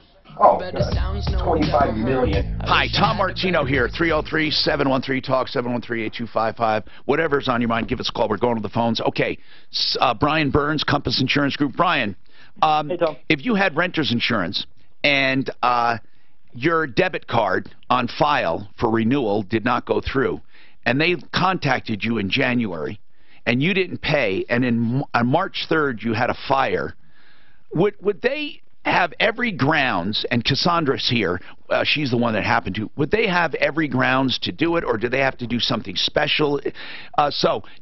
Tell me, Cassandra, without any exaggeration, when did the notice come that your debit card was turned down?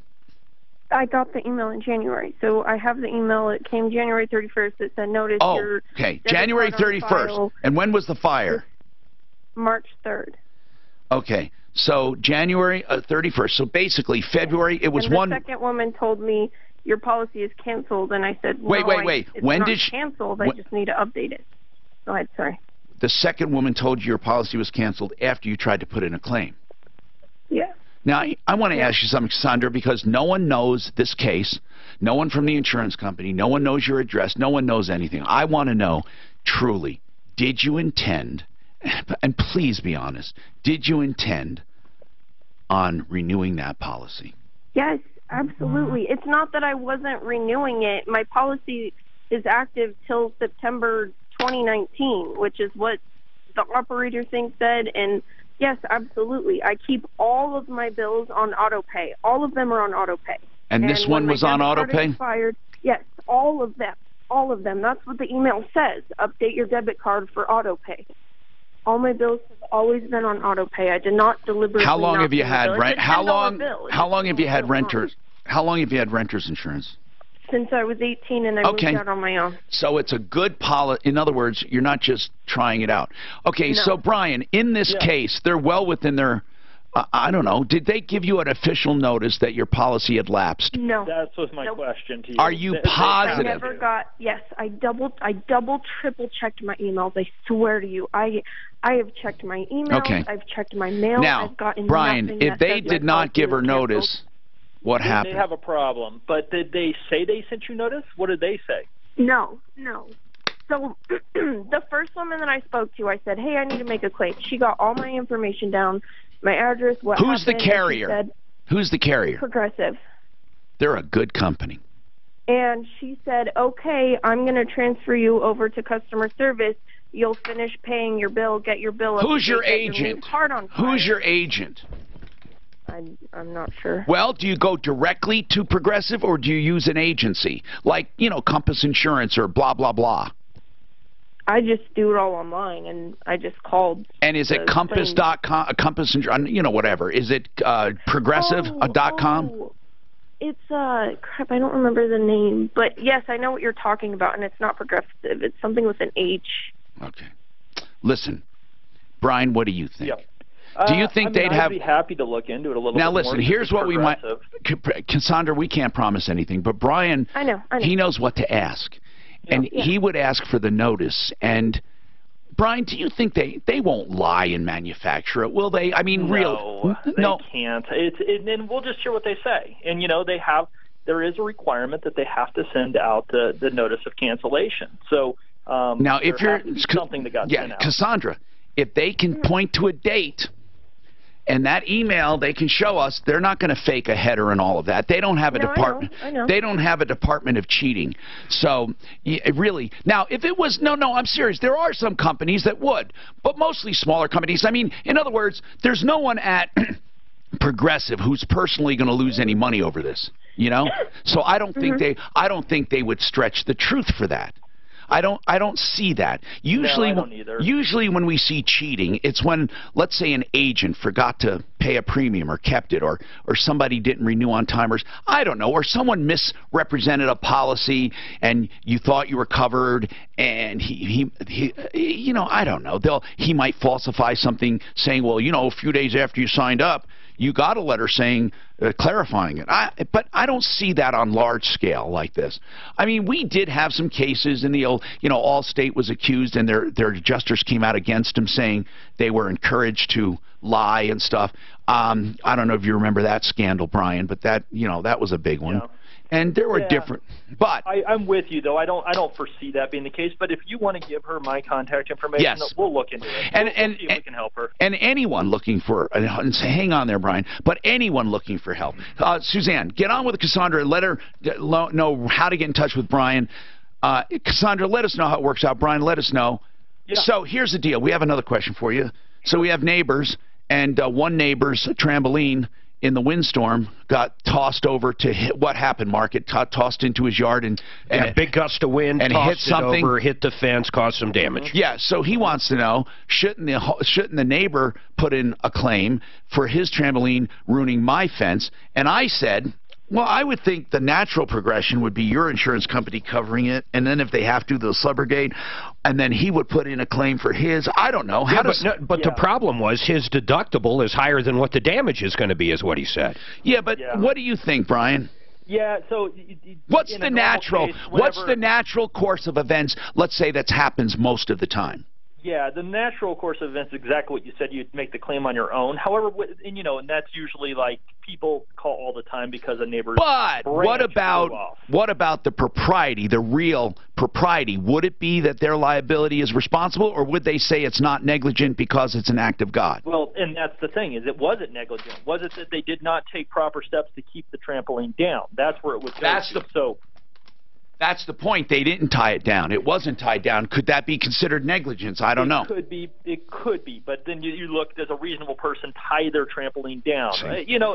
I think it probably will go to the fact of it being just a natural event of wind, and he's probably not going to get anywhere with it. But he could, of course, sue his neighbor. Now, what about a landlord? Let's go back to Cassandra. The landlord. In Cassandra's case, she was renting, renter's insurance, that they say lapsed or whatever. Here's the deal. What would happen if the landlord hadn't maintained a furnace? It's 30 years old, and all they do is change the filter. I don't really think there's anything more they have to do. I mean, I don't know of any mandatory where it could be considered negligent. I don't know. Brian with Fix It 24/7, the other Brian, he's with us. Brian, is it negligent not to do something to a furnace? I mean, are there pretty standard things that people should absolutely do? Now, I'm not asking about best practices. I'm asking about egregious stuff. I mean, you can go off of what the manufacturers state, and the manufacturers in the manual, it says that you need to have it maintained every year. Every year? Yeah. Okay. Adjusted, cleaned? Yep. Okay. Now, could she try to make a claim against the landlord's insurance for her contents, Brian? I don't think so, because you're going back to a contract with her and her landlord, which she probably signed something saying they're not responsible for contents, for any content. So that's why third-party liability is not as exclusive, because this is a contract liability case, and so you're going to probably have a hard time finding his insurance willing to pay. Yeah. Okay, Brian. Brian Burns, listen, anyone who needs help with insurance, you see what? Cassandra's not even a customer and he's helping. This is why we recommend them all the time. For an insurance checkup or to be your insurance broker, here's why. You never have to leave them. They have like 24 companies they can choose. So you stay with them and then they shop for you. 303-996-9000. It's just logical. Compass Insurance Group. On the bank. Talk station 630 KHOW, an iHeartRadio station. Plus Kaminsky Mornings, Sean Hannity at 1. I thought you were going to bring up for cheating insurance companies to lawyers.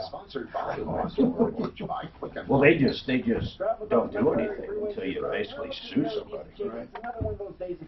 Mark, I have a great system to keep track of spots. It's a shared Google Doc that I made, and he fills it in every day.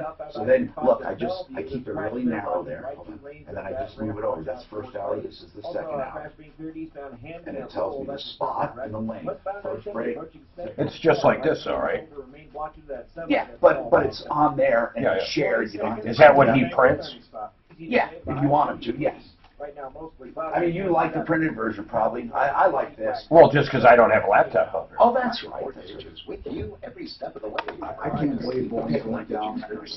Visit rocketmortgage.com. So they grounded them here. I didn't read that. In Canada. I knew Canada yesterday.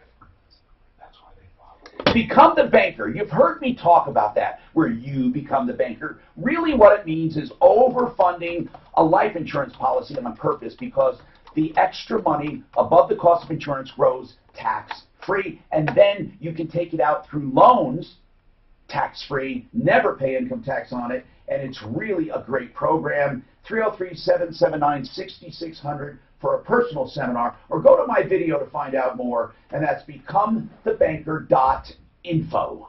Our 2019 iHeartRadio Music Award. Alicia Keys, Ariana Grande, Alex Brooks, Halsey, John Legend, Casey Musgraves, Taylor Swift, and more. 737 is the... I thought the U.S. would be the first before Canada was maybe. No, Canada announced it yesterday. What? Well, so did the U.S. So did Trump. Yeah, yesterday. I didn't know until I heard Canada first. Is this going to hurt me? That's all I care about. It very well I'm going away next week. Who are you flying? Frontier. Everyone's all Airbus, isn't it? No, I don't know, actually. I shouldn't say no. But, Mark, the 337 is the workhorse. Yes. I don't but know. I think it's too big for Frontier, isn't it? No, is it big? Frontier fleet. I thought they were all Airbuses. They're not. Oh, jeez, I never paid attention. Yeah, no, you're fucked. Really? Utilizing Boeing 737-200 and 737-300. Oh, okay. Those are not the ones. That's not the MAX 8, 9. They're not the ones. Except for ones leaving Denver next week. Oh, that's what it is. I'm just trying to always does this guy. What I love about Frontier is how they load the plane. They load, instead of like loading from the back and then working it up, they load from the front going back, a more logical way to do it. You know what I'm saying? Frontier in general, it's like sometimes it's terrible. Oh, it's like riding a city bus, man. 15, 20 years ago it was good. Oh, Mark, where was I? Where they were loading and they were unloading from both sides. In Mexico, they do that. They pull those stair things up. It was depending on where you go. Los Angeles, not LAX. But you had to double. They had to. You know, it's where you go outside. They don't have the. Mexico's like that. They literally roll up the staircase. But where was it? We went out to see Julie, so we flew into wherever. It wasn't LAX, but it was. That's the best thing in the world. You know, every plane has that ability. Why they never do it? Well, because first of all, the accordions they don't have. Well, that's true. You'd have to have two Long Beach or Burbank? Probably Burbank. Long Beach, you have to go up the stairs. No, it's an older but airport. here's the deal. What if they put the accordion in the back? It's still better to load back to front when you have people, because no one's going to leave their bag in the back. So you're not going to have that problem, right? Because remember I said load people in the back first, and you said, because then nobody's clogging the aisle. You go to the back, go here, go. But then he said people are just going to put their bags up front, and they would. They would open it up and be there. Yeah, so you don't have to drag it through that aisle. So to get around that, you load from the back. No one's going to. You know, you're just going to load. I would put my carry-on right as I walked in the plane, though, even if I was sitting in the back. Excuse me, you don't load. You load from the back, but you load A passengers first and go all the way back. The aisle. Yeah, but those accordions, like, there's no way to do that. Well, the accordion can meet either door. Why couldn't it? Oh, are you sure? Well, you'd have to go over the. It would have to be a lot longer. I don't think so. I think it would be too long. I don't know. Somebody. Where he does not need to do extractions, nor do you need surgery. They are, they're dirt cheap though, man. I mean, they're dirt cheap. A lot of times, last time I flew my parents out from Florida, think about it, Florida, Orlando to here, was like $49 each way. I mean, their tickets altogether cost me like $240. It's crazy cheap. Vegas is only, it's usually $29, $39. Give them a call, 303. I price Southwest, and Southwest, the Florida one, is 5 times as much. I know, but Southwest you can cancel and change. You can't with Frontier. Yeah. No, man, it's a city bus. That's good enough. I'm Tom Martino. I'm with Brian, and he's from Remington. He is from Fix It 24/7. 303-713-TALK. What do you consider mandatory yearly on a furnace? Really, just to check, make sure all the readings are proper, make sure everything's in line as far as the all the different components. Make sure the gas pressure is correct, making sure the flame is correct. Yeah, just normal stuff like that. Yearly? Do you really need to do that? You really need to do that yearly, you think? The manufacturer recommends so, especially to keep it within warranty. It's just like getting an oil change on your car. But when you talk about gas, fire, electricity in your home, there's a safety issue that you want to make sure that it's operating correctly. 303-713-8255. I'm sorry, Millie, that it took so long to get to you, Millie. I hope you're still there. Millie. Yes, I'm still here. We want to help you. This sounds weird to me. What's going on? I have a son who is in his 50s. He was paralyzed by a gunshot wound when he was 10. How? I'm just curious. What happened at 10 years old? Well, the neighbor's boy and my older son had gotten hold of some guns and were comparing them. Oh, my God. And one had a sensitive trigger. When my son, Mike, went into the home to let his brother know he's wanted on the phone, the boys tried to hide the phone in the neighbor's discharge. Okay, so your son is paralyzed from the waist down? Basically from the chest down. He is a slight quad. Okay. He is able to drive with hand controls. My goodness gracious. He drives a 350 Econoline. Yeah. Which is pretty long, and behind the passenger seat, the sliding door, there is a lift there that he takes chains and attaches it to his wheelchair. Yeah, I've seen that. Raises or lowers him. Okay, so he drives, and what's the problem? The problem is I bought a townhome in November. Excuse me. My husband passed away last year, and I had to sell the home and downsize. So that's why you're in the townhome, dear? Yes, I could not afford another house. Okay. Even a small one because of the economy. So what's going on? Millie, what's going on? He comes over and visits about once a month for dinner and just visiting. Once a month he comes over to visit his mom. Sure, great. Yeah, and I've been having him park in the driveway. Well, of course, he's in a wheelchair. Yeah, because there's no sidewalks out front for him to be raised and lowered. Yeah. And I was told he cannot do that anymore. Who told you this? HOA.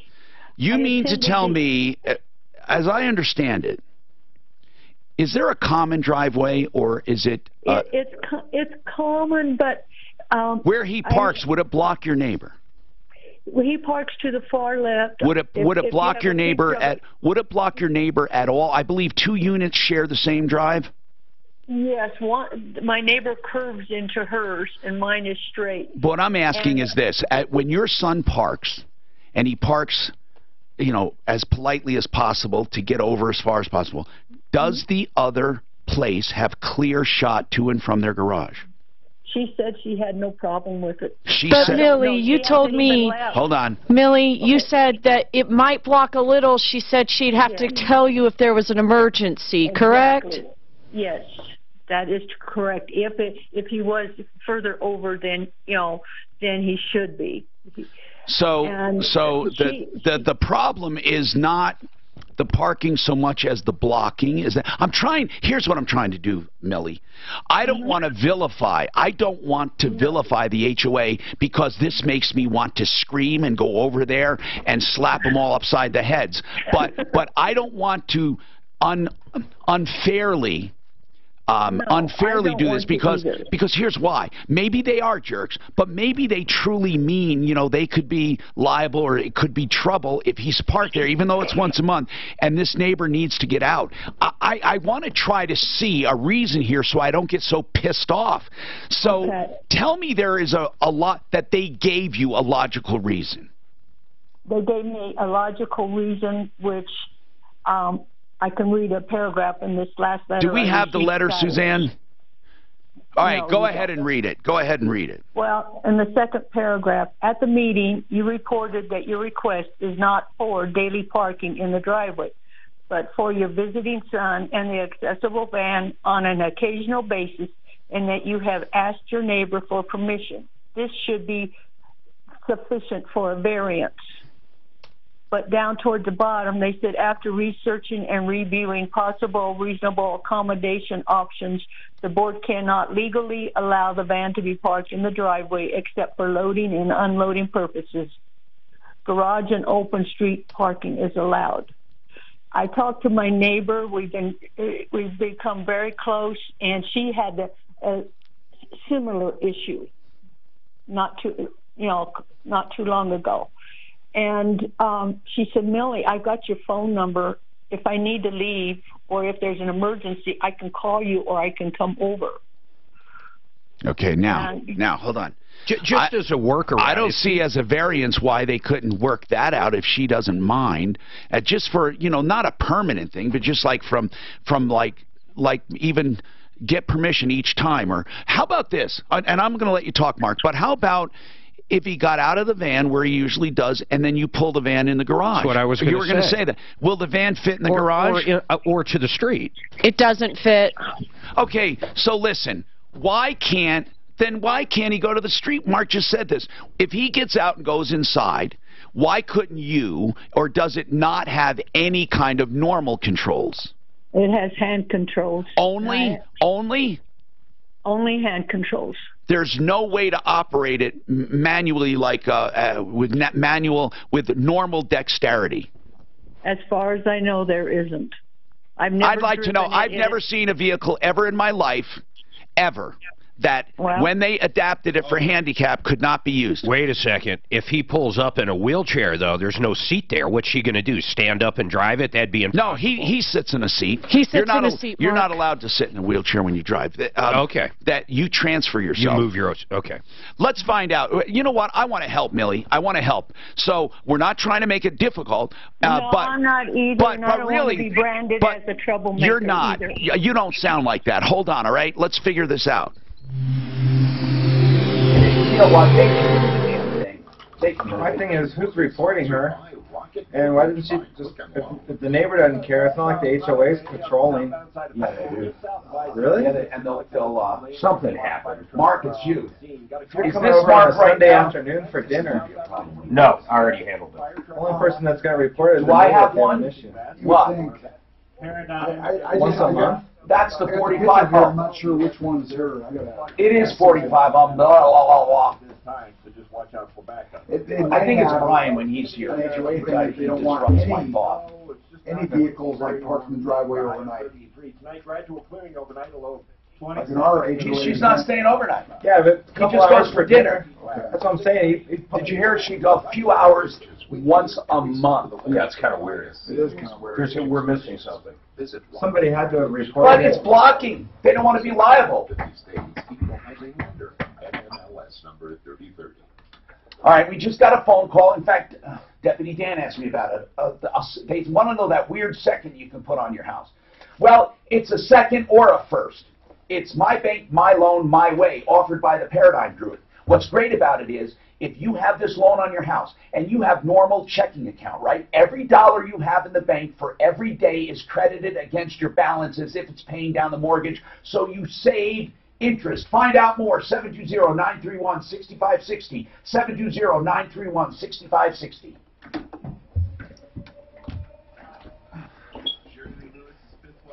You have a picture of it, right? She did. I do. Sure what? How much time do I have, bro? Okay. I got a picture. Hey, what's the matter with you? What's wrong with you, Brian? You don't have a bladder? Hosted by me, Jake. You can listen to this radio app or wherever you get your podcasts.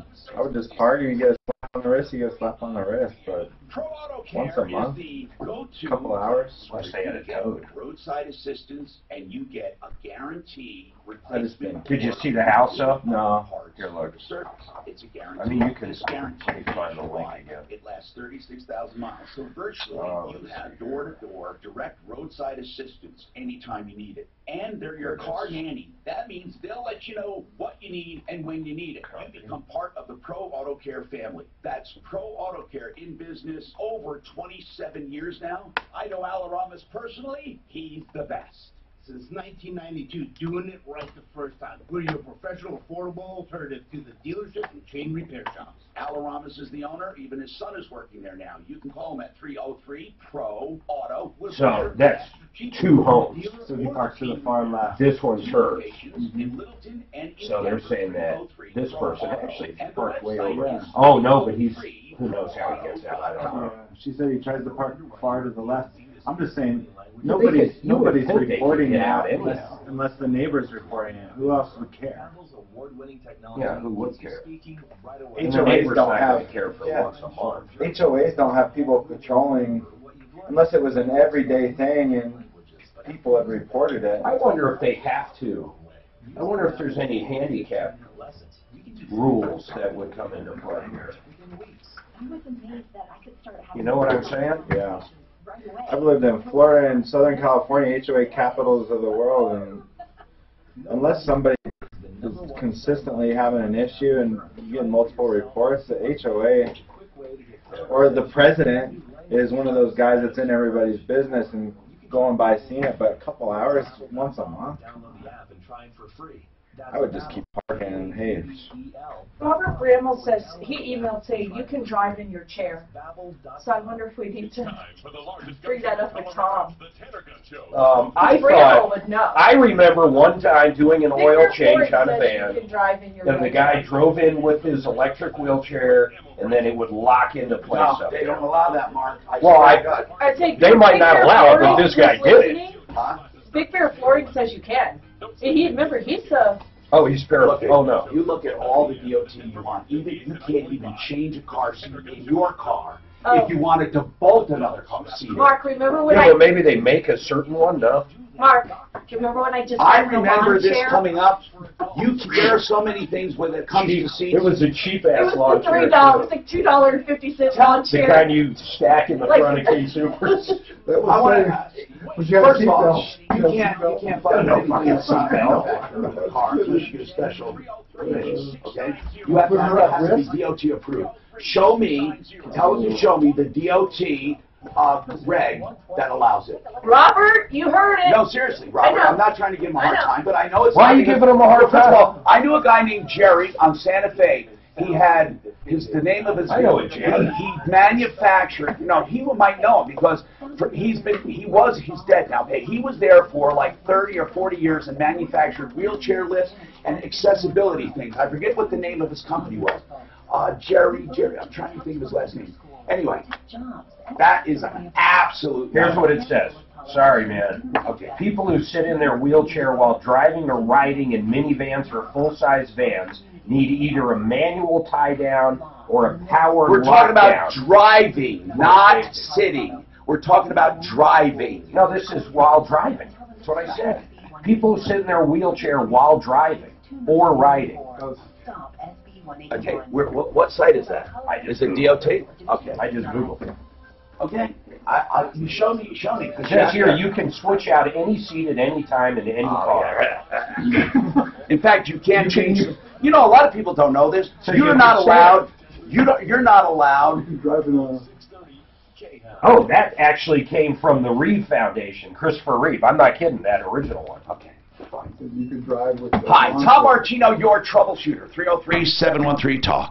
713-8255. Listen, we have someone who has a wheelchair van. He says, really, you can drive a car. All cars still can be driven or not. Or did I misunderstand him? That's the only issue here. I don't give a damn about the other thing. I want to know, do they make vans that are that have hand controls only? It seems to me that would be weird, that there would be no other way to control it. And they leave it, I don't know, but maybe it is. Maybe they have to alter it so much that it can't be driven. Because here's the point. If Millie's son can pull up in the driveway and can get out, can someone else simply move it to the street so it's not blocking? Because she can park there, he can park there, the son, for loading and unloading. Did you see the picture of it? Yeah. So, but it seems to me like the issue, they're not trying to give her a hard time. I'd like to believe the issue is the blocking of the other driveway. And I don't know if they really can grant permission for that, even if the other neighbor. But here's what I want to know, Millie. Millie, if you did it anyway, since the neighbor's not going to complain, and you're not going to complain, who would complain? If no one complains, what difference does it make to them? I don't know. I had incidents at Christmas time, and that's when that all began. But did somebody call and complain? I have no idea. I don't know. I would ask. Well, your letter says you asked for permission, Millie, for your son to park there. So maybe no one complained. This is all based on you asking for permission. I'm wondering, in other words, I'm wondering if you simply do it and no one calls to complain, would anyone do anything? I don't know. Tom, just last week, across the street in 3 different locations, I saw pickup trucks parked there. Because no one complained. I guess no one complained. Right. And I don't think anybody will complain about you, because really, that's not the reason they said you can't do it. They said you can't do it because you asked permission. Why did you ask permission? You must have known something was up. I received a letter from January 9th. Out of the blue. But you received a letter that said what? What was it about? What happened, I had quite a bit of out-of-state company and other people coming because they didn't want me to spend my first Christmas alone with them. And I understand that. And what happened? And I can't see in front of the garage when I'm in the house, and they were using the driveway, and somebody evidently complained, not my next-door neighbor. And they sent me a letter, and I sent a letter of apology to the board, and I took a letter of apology with cookies to all my neighbors. Good, and then what? And I told them I talked with everybody, and I explained why they had done it, and I just didn't know it. Okay, and then what? How did your sons come up, your son's issue? Because they said no parking at all, but I wanted to make sure I think here's what happens. I understand exactly how this happened and why you asked after that incident. You wanted to make sure you weren't going to get more trouble. I truly suggest, and if you get fined, we'll pay for it. I suggest you try next time just parking there. You tell your neighbor that you'll move in a second if she needs to get out, and you just do it and see what happens. The most that's going to happen, the most, is a fine. And it can't be that much, the fine. Can't be. Mm-hmm. So, Millie, I would just, because really, I don't think they're going to go around patrolling with a clipboard. I mean, I know there are some HOAs that do it. In Florida, there are old farts that's what they live for. They ride around on their tricycle, and nothing better to do. On their big tricycle, and they have a clipboard, and they turn in their neighbors. Yeah, little Nazis. But I'll tell you, Millie, I would try that. The other thing is this: we're going to investigate your van and see if it can be driven. And if so, we're going to make there's got to be an arrangement where someone can pull it out to the street, like you. Does he actually have a seat right there that you can sit in? Yeah, Millie, does he have a seat? Yes, because doesn't he? Most vans have a hoist for the chair. That's how they pull it out and they get out. And that's how they do it. The hoist is for them to pull them, literally lifts them up and into the chair. It's amazing the way it works. So, but if anyone has a van where they actually roll in and drive, let me know, because I don't think they exist. But they might. They might. 303-713-TALK.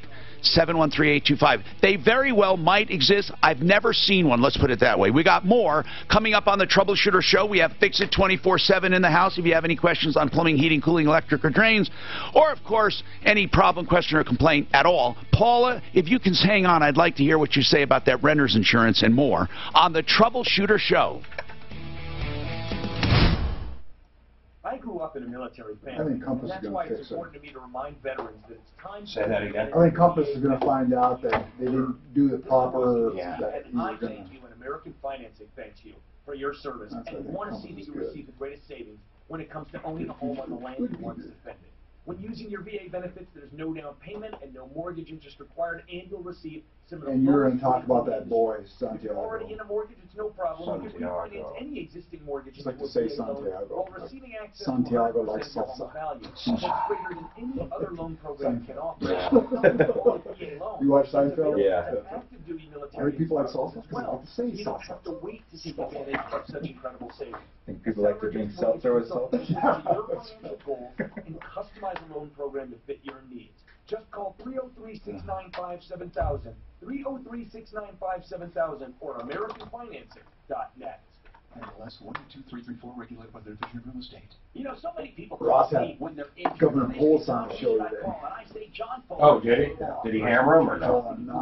He kept a very, I mean... How about that whole gas and oil thing they're trying to backdoor? He says it's not going to be that big a deal. He says it's not going to, he says, in a year and stuff, we'll find out there's just as many people working in gas and oil as there is now. That's what Polis said. But if the voters didn't want it, why are they doing it They this said way? it's not like the voters, the one that they voted on. Oh, okay. Well, maybe it's not, right? Basically, the way it sounds like is that they're leaving it up to the cities to do their own.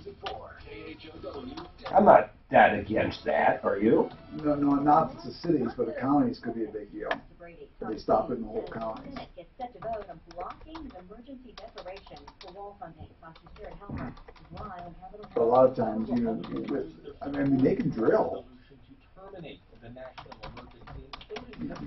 Fair Flooring email saying, Mark, hold out for dinner on this one. You are correct. I'm always correct. What's that one? Oh, I'm just getting you guys going. I'm trying to get you two Okay, started. let's put it this way. Does it exist in the universe? Fucking yes. But I'll bet you can't find one in 100,000.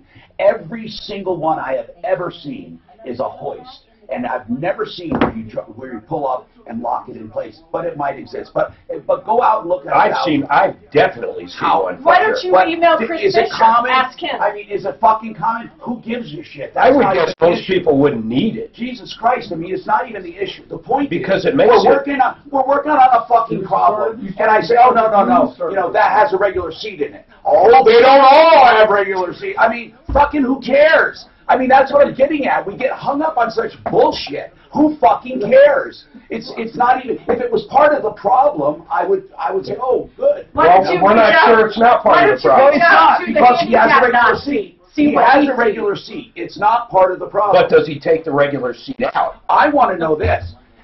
Do they make vans that can't be driven? That would seem weird to me. What if somebody needed to, like, I don't know. Like take it into a garage. We used to have this guy. He'd have to pull in. We'd do the oil change. Okay, literally. could you drive it? No, we couldn't drive it. How do you drive? I don't know. You'd have to sit on the fucking floor. No, but I don't know. I would get your lawn chair. You could bring a lawn chair in. Oh, no. I'm talking about the regular chair, the regular car seat. Do they have, like, an adapter on a wheel that can be used? I don't know why they would take. I don't know, man. I was just reading about them. Some of them are operated by a joystick. Can you imagine driving with a joystick? Yeah, that'd be fun. Fuck. Tom, you have a K&H in about 1 minute. But really, that whole call comes down to whether or not you can drive in a wheelchair. No matter how we look at it, that's the whole deal. Oh, that's the main issue here. That is the Let's spend the next hour. Okay, I have a headline, in other words, right? Okay, I see it. Thank you. Dude, we didn't have one place that didn't have at least 14 inches. That's a lot more. I only got like 6. Oh, yeah, just. I mean, the wind blew some drifts. No, I'm not. Our drifts were. Actually, we didn't have really many drifts. Really? Because you didn't have hardly any wind. No, we had a lot of wind, man. This report is sponsored by Walgreens. In fact, it was so windy, I think it was blowing the drifts. You know what I mean? I bet we had 75. I'm being serious, man. Well, the drift, that's what causes. It would. Switching to Walgreens. You're not understanding what I'm saying. The wind would shift and get rid of the drift. Okay, what's going on, guys? You want a pane in the glass? A lot of paint in the glass. Just go to the triple pane upgrade at K&H Windows. Seriously, K&H has beautiful, durable, energy-efficient, beautiful custom-fit windows. And what you can get now is a free triple pane upgrade. It is a wonderful option and offer from K&H this month only. And it's not overcharging. You're getting a true value. The addition of triple pane windows. They also have Everlast siding. Oh, what a wonderful siding. Lifetime durability, waterproof, color fast with a color impregnated. And you have rich wood textures. I love K&H. They do roofs. They do gutters. They do siding. They do windows. They do doors. You can get your home re-beautified by K&H. 303-421-7100. 303-421-7100. Or make your own appointment at khwindows.com. Kids are giving their parents the business when it comes to cereal. Mom, Dad, we need to talk. Okay. Our cereals have way too much sugar. So I bought this box of Berry. It has less sugar and it's super yummy. Any questions? So you really lost interest of Walking Dead. It got so bad, right, Mark? I quit watching it. Yeah, I haven't watched the last 3 seasons. I'm really not taking it. I'm serious. I don't give a fucking shit. I'm telling you right now, I don't fucking care. We're getting off on a tangent. I don't care. I said it could exist. Jesus Christ, who cares? I mean, let's get on something that'll help us. Like, can you drive with hand controls? Can we teach the mom, even if it can't be driven? Couldn't you have been taught at your garage how to manipulate it? Not that one, because there was no place to sit, literally. He'd have to drive it in. Oh, he was the one with the one that you saw that locked down. This is the only one I've ever seen. But it locked down. Yeah, and locked so down. you couldn't even sit in there. No, there was if he's out of it, there's no fucking seat. But okay, but the controls themselves, though. And he drove up in the ass end of it, literally drove up in a ramp, and then locked in, and he was off. Well, see, to me, why wouldn't they do all of them like that? Because that is so. It has to be cheaper. Then do you ever see what these guys go through in a van? Do you see what they go? It looks like it takes forever. Oh my God! They go. I have a friend. Okay, she goes like this. Then this whole thing goes like in the back, goes out. Does that Scott's wife? Yes, and lets the thing down. Then she gets hoisted by the same one. Does she have hand controls or a joystick? Do you know? Well, she can operate this fine. It's just her logo. She can operate this. So she has hand controls for brakes. So what do they do? So gas pedal is left? I don't know either. With a Honda, you don't need any of that. It just drives itself. Now, if you don't keep your hand, you got to keep your hands on the wheel. So, but why wouldn't they make them all like that? Why do you hardly ever see that? Why wouldn't maybe they cost a lot more because, like you're saying, you have to. I think it would be cheaper, but maybe not. No, because maybe it's got to be done by a certain company or something. Yeah, but the hoists do too. Oh, that's true. Really, those hoists are really amazing. But I can't believe the trouble if you can just drive up and boom, you're done. Maybe a lot of people can't afford a van that way. Okay, I've got to look it up because I want to tell her about it. And you got to have ramps and all that. Handicap, van. I mean, you got enough money, you can build a pretty badass vehicle. That's the bottom line. You see the little one that they had on there? I saw one. Hold on. I got a little propeller would come out. Fly around, those Inspector Gadgets. Hi, I'm Tom Martino, your troubleshooter. 303-713-TALK, 303-713-8255. Something came to mind. We have a person with disabilities called the show in a wheelchair. And then a topic came up. Her son's in a wheelchair. You know what? We should have a day where we have someone, an expert on disabilities. Not just housing, okay, but like all things disabilities. So people with relatives and friends and cousins and themselves who have issues can call us. Now, obviously, they can call us anytime, right? If you are with disabilities and you're being discriminated against or your life is extra difficult, we want to help you. But we should, every now and then, have a day where we can theme it. Wouldn't that be nice? I mean, think about that. I think it would be pretty cool. Now, Paula's got a comment on that renter's insurance call. The woman, Cassandra, had there was a fire, and it ruined her stuff, everything. The landlord had a 30-year-old furnace in there. She thought something should have been done for that furnace. Compass Insurance Group said there's going to be little or no luck trying to get them to pay for it through their insurance. And she said she hadn't paid for her renter's insurance because her debit card was changed, and she didn't update it with the bank. But it was a month since she had that notice to update it. What's your comment, Paula? Well, my comment is it is up to you to call the bank and let them know the expiration date has changed on your card. Yeah. That's why her auto pay did not go through. That part we knew. We know it's her responsibility. We were wondering, though, if, you know, we're not blaming the bank. Excuse me, not the bank. We're not blaming the insurance company per se, but we're wondering if she got official notice or not. That's the issue now. The idea that she didn't update it, she admits that. How often do you not get official notice, though? I know. You mean as far as insurance lapsing? Oh, I'm sure it's all automated. Now listen, what do you do about your debit? Do you use a debit card? I never use a debit card because I don't want to give people access to my account, ever. I do use a debit card. Here's what I do. I do ACHs. They don't have access with ACHs because you can push an ACH. But there are other ways, too, like credit cards. You know, not only do you build credit, but you get points. So if you did auto pays, I don't know if you do this, Mark, but I do my auto pays on a credit card, most of them, like 98% of them, right? Then I get the points on the credit card, plus I get you know, I just get to pay them, and it's on a credit card.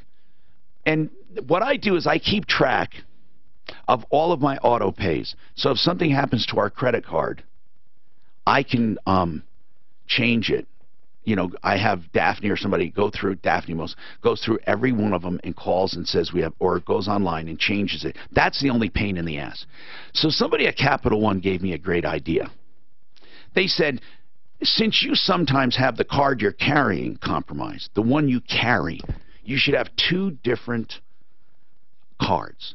One you carry and one you keep in a safe. The one you keep in a safe, you do your auto pays. You're never going to lose that one because it's in a safe. So you don't have to worry about people, a waiter taking it or somebody, or dropping or losing it. You never have to worry about it. And then what happens is your the one in the safe can always be used for your auto pays. Isn't that a great idea? I think it is. Stan says he knows about an IRS scam. Stan, what's going on? Oh, I got this one IRS scammer that keeps calling. I appreciate you so much for hanging on. Is this one you think we can call back and talk to? We could try it. And have you? Okay, have you talked to him? Yeah, I talked to him. Where you call back, I mean. Yeah. Okay, after the break, I want to do a three-way.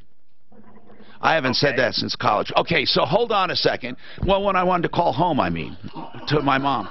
Anyway, 303-713. You guys, your mind's in the gutter all the time. 303-713-TALK. Let's talk to Chris. Chris, what's going on? Hey, Tom, real quick on topic. My now grown-up adult kids reminded me recently of a ski weekend with Martino Madness. Oh, yeah, we used to have those. And it had to be in the early 90s, went to Steamboat. They just had so you know much what? We fun. had a Steamboat one. We had Breckenridge. Yeah, you know what we should do, Mark? We should have a listener weekend again. We should have one. We need them, Tom. That would be fun. That would be so much fun. Anyway, what's going on with you? Okay, so something weird's going on in my house, and the nails where the wall meets the ceiling on the first floor, but it's also happening on the What do you mean the nails? What do you mean? The nails are coming out. Of what? Of what? Of the like where? The drywall. Okay, where the ceiling meets the wall. So you mean along the wall you see nail heads popping? Yes. Really? On both sides of the room, and it's not just one room. It's are they the upper nails only? Yes. Well, on where the ceiling is, yes. But I noticed yesterday below a couple of windows between the carpet and the window sills, some are popping out. If you're in your home, are all of the pop nails on one wall, on one side? No. Or, so it goes one side, and is it on the parallel wall? Or just the perpendicular wall? Parallel. So it's on the parallel wall and the perpendicular wall? Basically. Not perpendicular, parallels. Really? Okay. Yeah. And so how far are they popping? Like where the joist might be. Okay. Where the joist might be. Yeah. I don't know what that means. You mean the studs on the wall? Okay. I'm sorry, the studs. But I mean, how far out? Like an inch? Well, I'm looking at one where there's like maybe half an inch from the wall. Take some photos for us, and then we have some structural engineers. You know something? This is weird.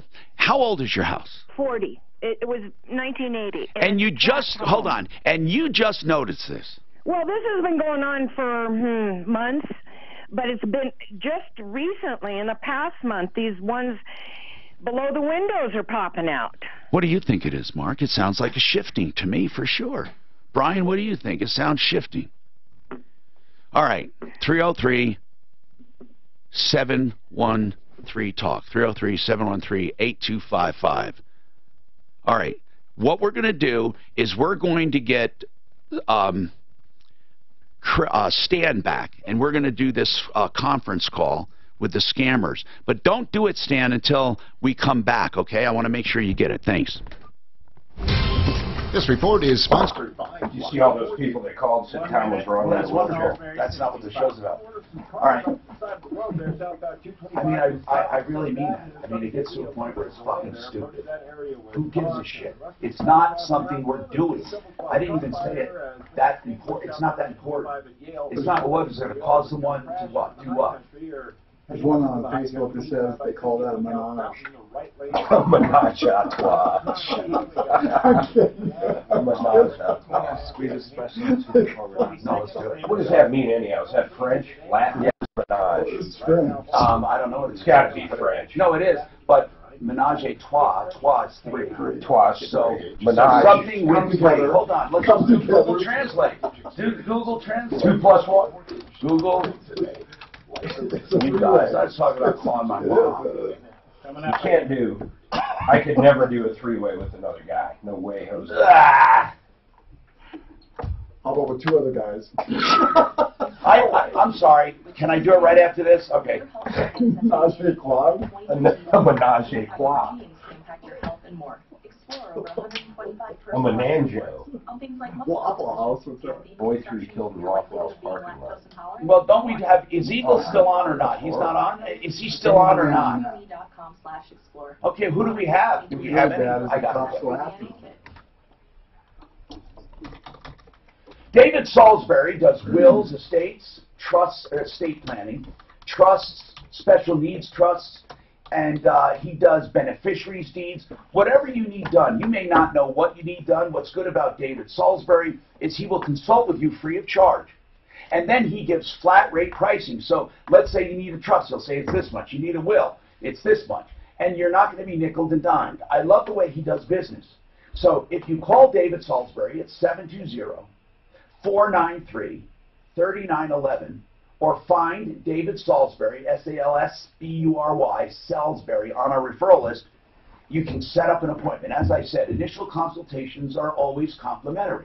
Now, He will recommend what you need, and then again, flat rate pricing. But here's the important thing, okay? If you have a sudden need, someone died, you don't know what to do, you can call him as well. That's David Salisbury, attorney at law, 720-493-3911. You know, technically it means a household of 3. Wait, did you look it up? Yeah, a household of 3. Damn it, I was gonna. How did you spell it to look it up? I guess, but it's spelled MENAGEATROIS. Did you put in those little things? I would never be a good orgy guy. You know why? I'd have to get shag carpet. Get robes. You gotta buy those white robes. Household.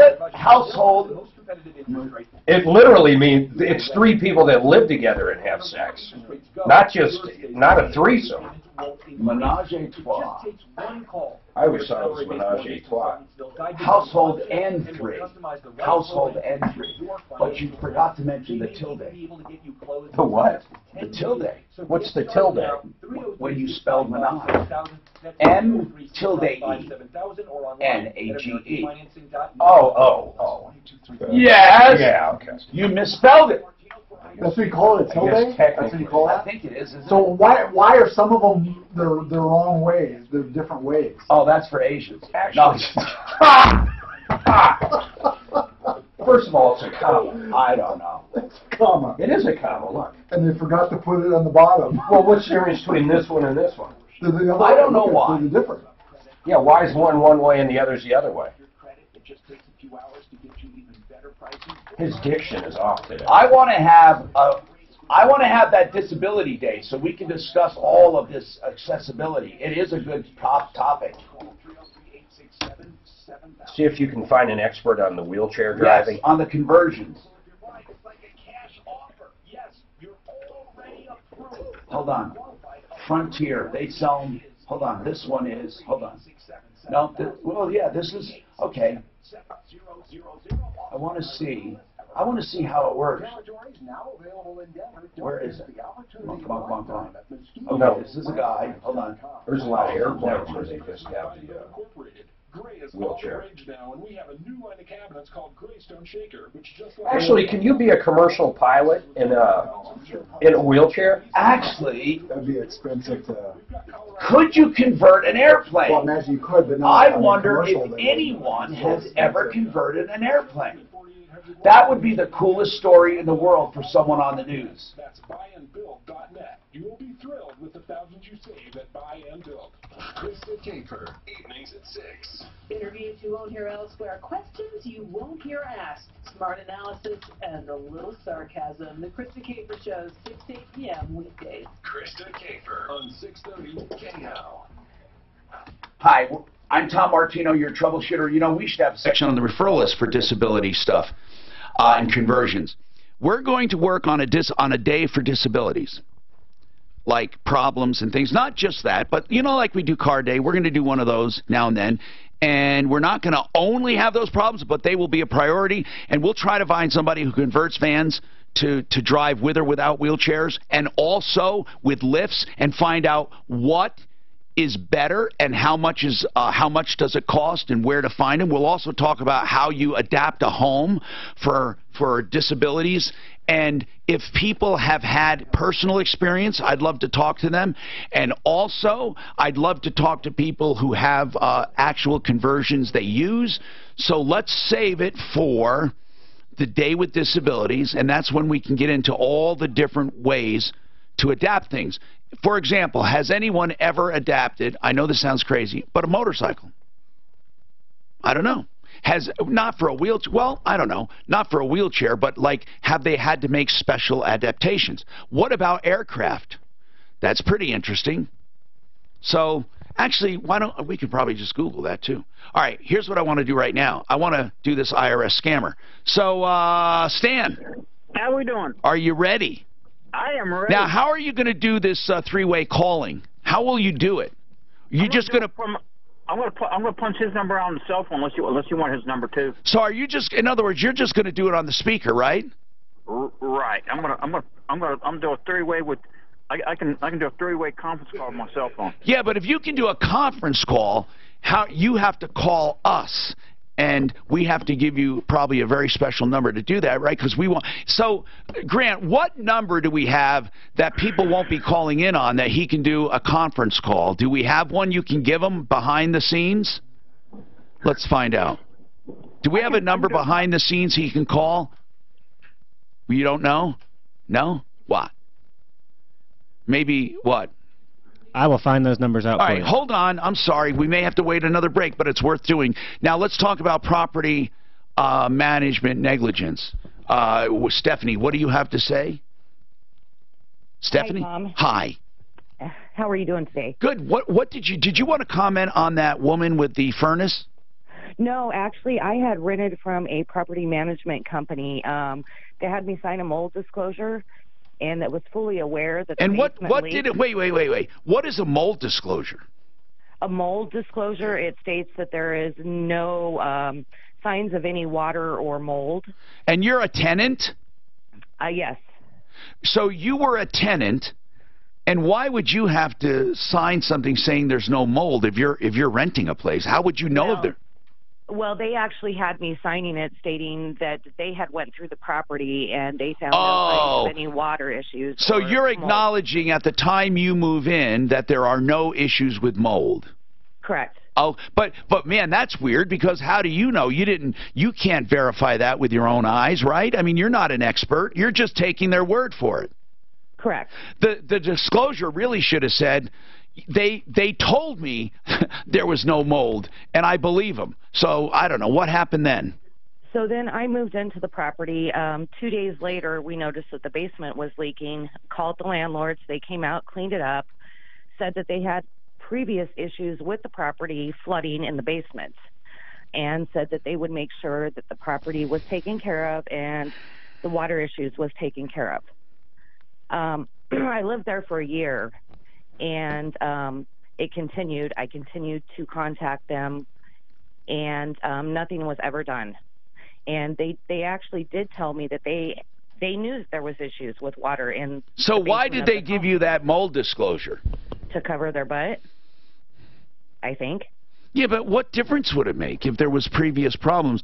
Like, it's not like you're going to have a big case against them. I mean, what do they care? Like, how long is your lease? Well, my lease was for a year, and I actually wound up moving out of it, and that was the other issue. Okay. Is I called. Why did you move out? How long did you live there, actually? I lived there for a year and 5 months. Okay, so the first lease you stayed a full year, and did you renew for a year? No, just went month to month. Okay, then what do you? I don't understand what the issue is if you moved out. What's the issue? So I moved out, and now they're trying to charge me for another month's rent. Oh, it's only 1 month? Like, when did you move out? I moved out the beginning of October of last year. Well, okay. Under the terms of the lease, do you have to give 30 days notice? Correct, but I was told that I would be able to get out of the lease due to the fact of the water issues. But you were already in there for a year and a half almost. I guess what I'm asking is this. It's like you found out about it and you had to leave tomorrow. I mean, you were there for what, 17 months. So here's what I'm asking. At the time you found out, when did you find out? You moved out October what? Right. October so I what? Found out, yes. And the reason for that October what is not a date. October what is a question. October 1st is when I moved out. Okay. When you moved out October 1st, how long had you known about the water issue? For over a year. And I had given them notice, and they had... Wait, you gave them notice? I'm asking this. You told them a year before you would be moving out October 1st. No, I had told them about the water issues. Okay. And when did you tell them you were moving out when you moved out October 1st? I told them in September, the middle of September, September 15th. Okay. The lease says what, 30 days?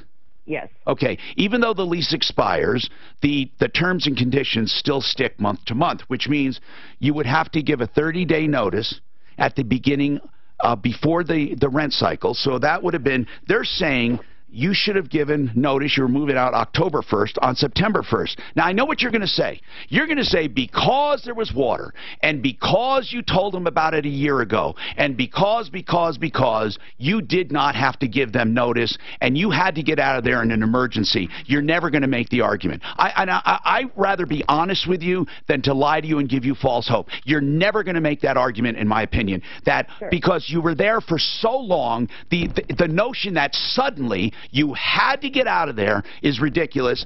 And also, since you told them a year before, you had month after month after month after month to give them notice. But I don't know why all of a sudden you moved out October 1st with no notice or with just a couple weeks notice. It just doesn't make sense to me, because all you had to do was tell them, I'll be out November by October 31st. I'll be out at Halloween. I mean, what is the big issue? So they're only trying to collect one more month from you, right? Correct, but they're doing this to multiple tenants. It's not just me. Well, that's not what you called about. Hold on a second. They have a right to do it to multiple tenants if the tenants don't give them notice. I mean, why do you think...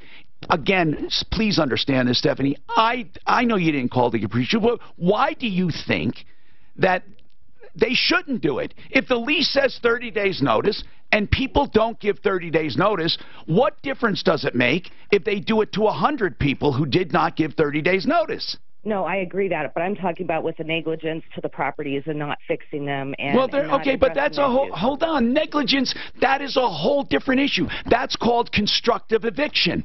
Under constructive eviction, you would have a right for health and safety to get out of there, but you have to give them notice, even more notice, and you have to give them a chance to fix it. Then you have to do the constructive eviction. Even under your premise of negligence, you didn't do it right. I know you think they suck, and they probably do, okay? But you did not go about it the right way to leave.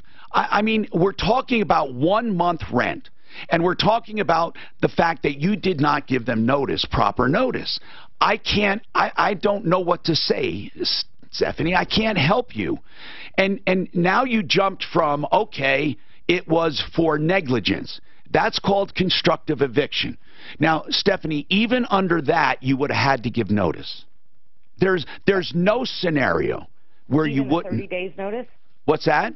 Even the 30 days notice for the constructive eviction? For constructive eviction, you have to write a letter. You'd have to check with an attorney, but basically, Mark, we can give information. You usually write a letter and you say, I have this situation which is intolerable, and you give them so much time to fix it, and it depends on the issue how long you give them. And it's reasonable. There is no set time. But let's say you give them 3 days, 4 days, 1 week, whatever it is, you have to give them notice. Then, if they don't fix it, then you have to tell them you'll be leaving. And then... Or move her somewhere else. What's that? That is what I did.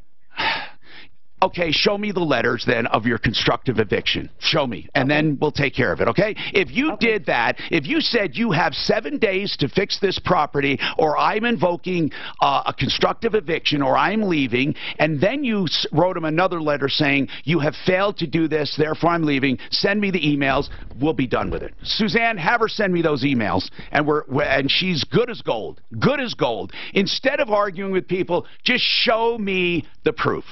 She's on line 2. I don't like arguing with you, but don't exaggerate and lie. Because if it gets before a judge, you're going to lose. Do you understand? By exaggerating and lying, you help no one. And just because you're pissed off or you think the landlord is negligent does not give you a right to make wholesale decisions on leaving the next day. Now, if in fact it was dangerous and you didn't want to stay another minute, I do not blame you. You can leave the next day, but then you have to fight them.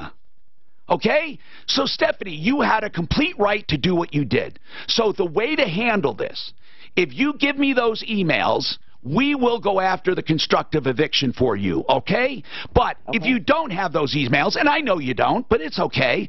Oh, I do. I'm a real estate broker, so I make sure to get all of my stuff in order. God love you if you truly did it. I mean that sincerely. You did a constructive eviction. Why didn't you just tell me that in the beginning? Well, I guess I didn't. I guess I was nervous on the radio. Okay, good. We're going to help you. But here's something else I wanted to say. Let's say there was a similar situation and you didn't do it properly, but you still feel in your heart you're right. Okay? The way to handle it is easy. They're coming after you for money, right? They didn't take it yet, did they? They sent me to collections. Okay, now you let the collection company take you to court. And then you tell the judge it was intolerable. The reason you got out immediately is because you've been fighting with them for a year, so on and so on. And a judge is going to make a decision. And he's going to say, you know what, you don't owe it. That's if you didn't do but you don't even have to do that because you did a constructive eviction. You're a real estate broker, and you did so give me the emails. We'll update this tomorrow. All right? 303-713-TALK. This is Denver's Talk Station. Okay. How do you? So what do you do? Just call what? I know what you do. You just call people liars. I've heard it. She just doesn't get it. I'm sure she has some emails and shit, but I don't think she actually went through.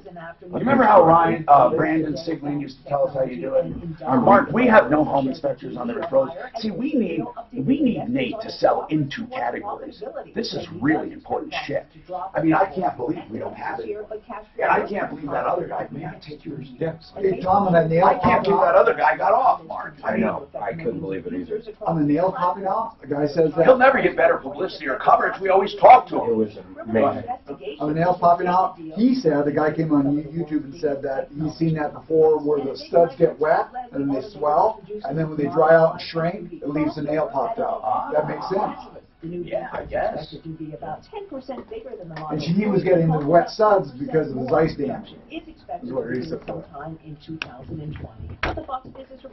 So Century RV wants to push cougars like crazy, right? Yeah. Travel trailers. When weather hits, the right length make all the difference. Tell Stan I'm going to come back to him after this break.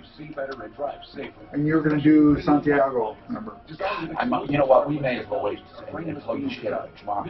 I got to tell you, that is one of the worst things we've ever come. Do you know what these assholes? These assholes. I mean, I talked to another attorney that said damages on a child that you don't know his future could be millions. Oh, of course you could. And you know they've got plenty of insurance, or at least. Then why the hell wouldn't they? You know he's all signed up. That's what they're doing. You know what? She wouldn't have even called us if she got her $800 back. $2,000. Or two. Yeah. No, they're going after her for $1,800. I thought she only paid $848. No, she had paid. They're going after for $1,800. Now they paid $2,000 deposit down. I was told $848. I got to make a change in my article. I said $800. That's how I took it. I mean, where'd that number come from? Somebody told me $848. No, they want another $1,800 plus 54. I know $1,800 plus 54, but I thought the only deposit she put down was $848. Maybe I'm wrong. Let's find out. Looking to save on I want to make sure it's great. It's not such a big deal, but you want to get right. Medicare Part D prescription. Walgreens, trusted since. Tomorrow's car day is going to be busy. Do you realize that Century RV, with 2 locations in the Colorado area, they have the largest selection of new cougars and travel trailers, or cougar travel trailers. Let me just get that out. Century RV, 2 locations, okay? They're up north on the 119 turnoff to Longmont, and they're also out west, just north of 6th Avenue between Kipling and Sims.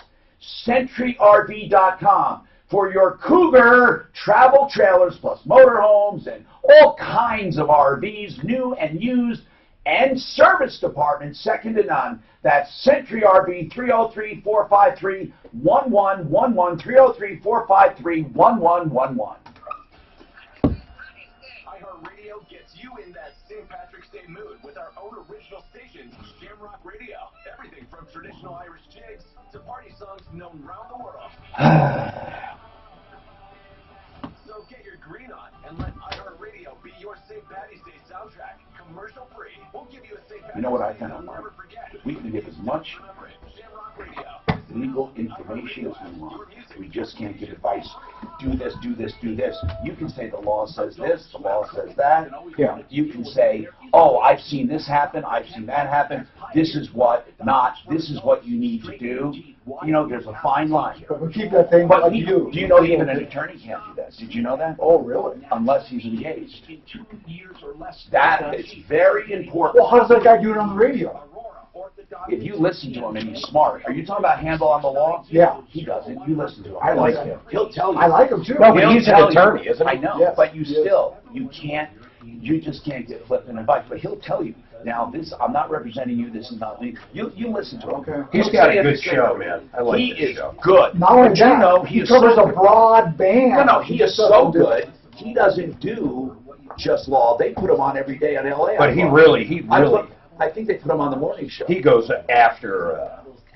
He calls people out. You're an idiot. I mean, but he he is. never doesn't do what we do. He doesn't get involved. No, of course not. What station's he on? I can't remember. I hit him. I thought it was KBC, right? Here he's on KOA.